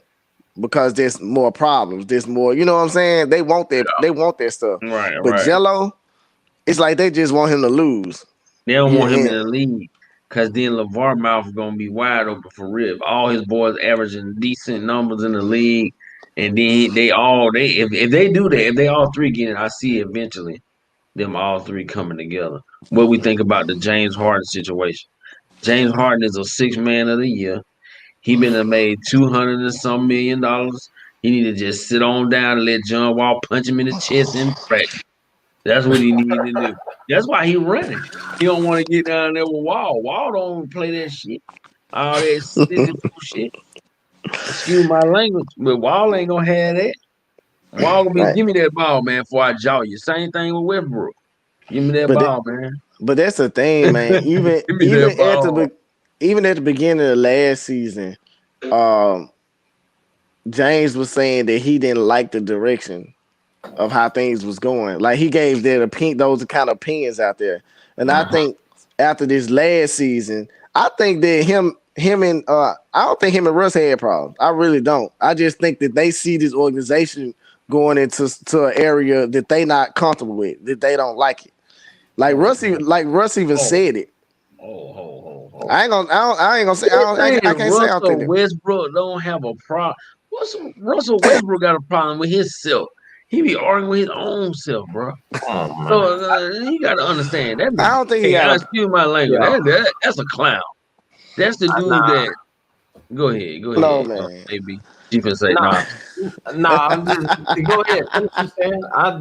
I think my dog Russ get a bad deal, man. Nah, man. Russ is a clown, man. You know, in real life, that's one of them dudes you gotta slap the F out of, man.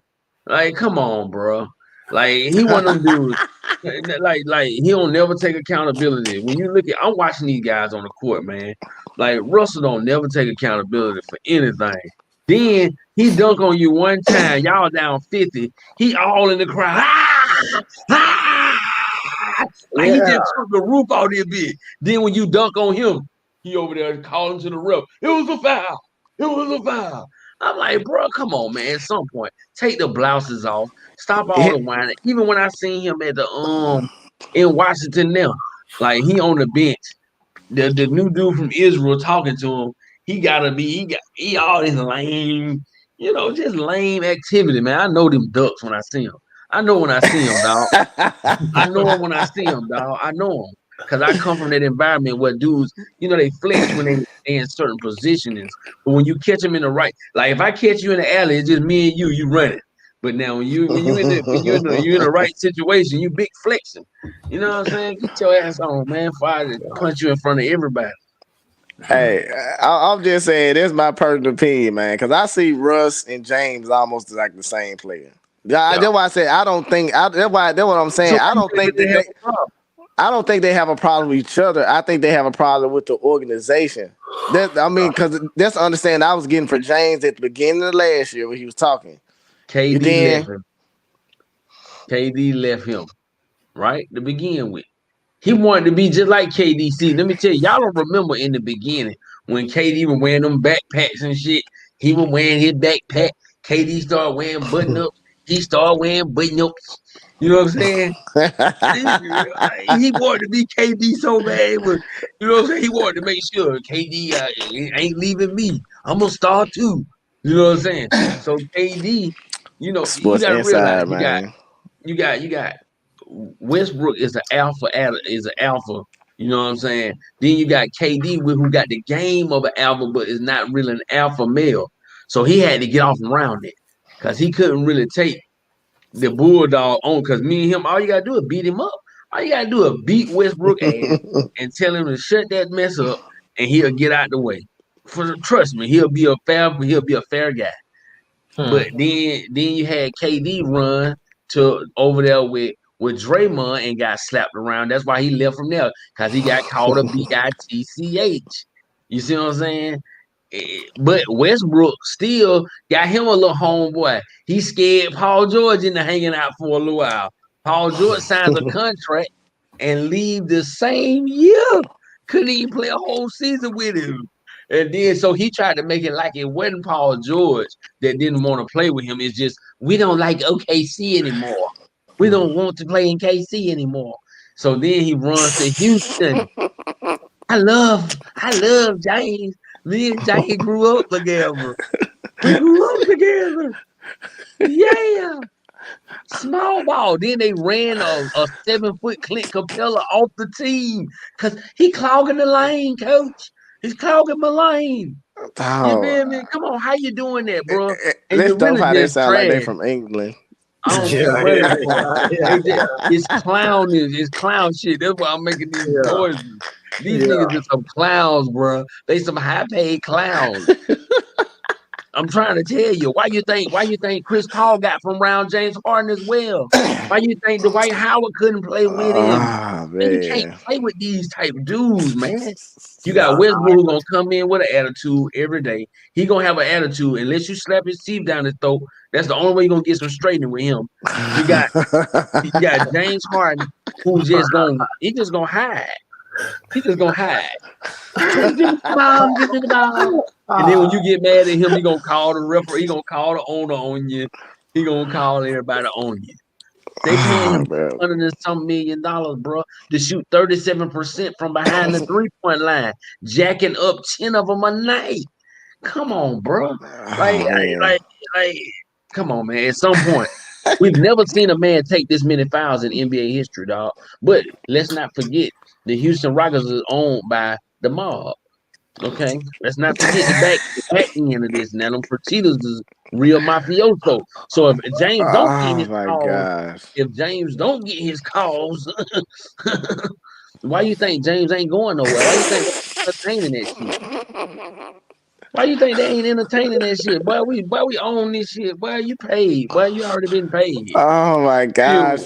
Sports inside angle, people. You know what I'm saying? He gonna give you the sports from every angle, from the mob to the practice. We talk about practice. Look at Andrew said 21 Savage type beat. We ain't talking about a game. We talk about practice. Practice.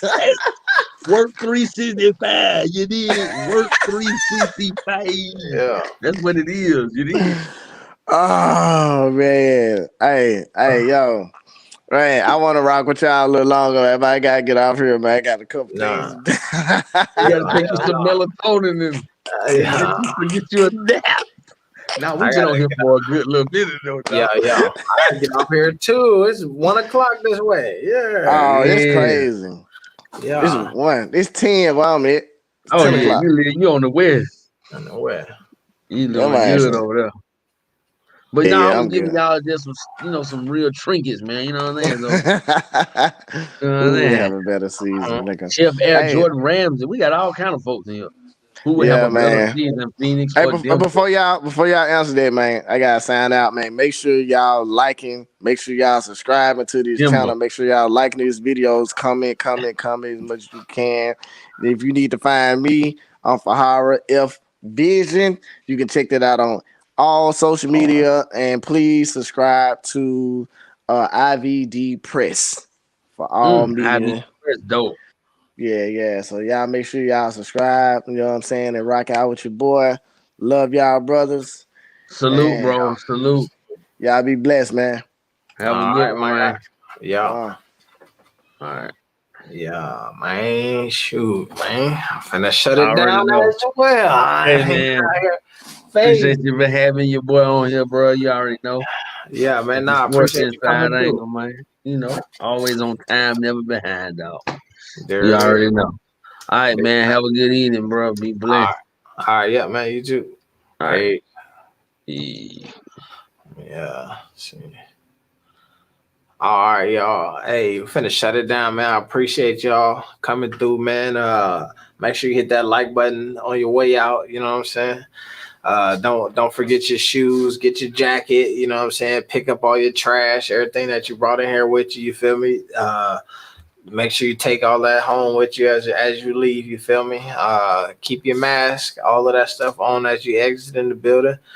Hop in the whip and then roll out, man. But it's been real. I just posted that video about the billboard. You know what I'm saying? What information that I do have, from what I can tell, that looked like it's some fans who put that up there.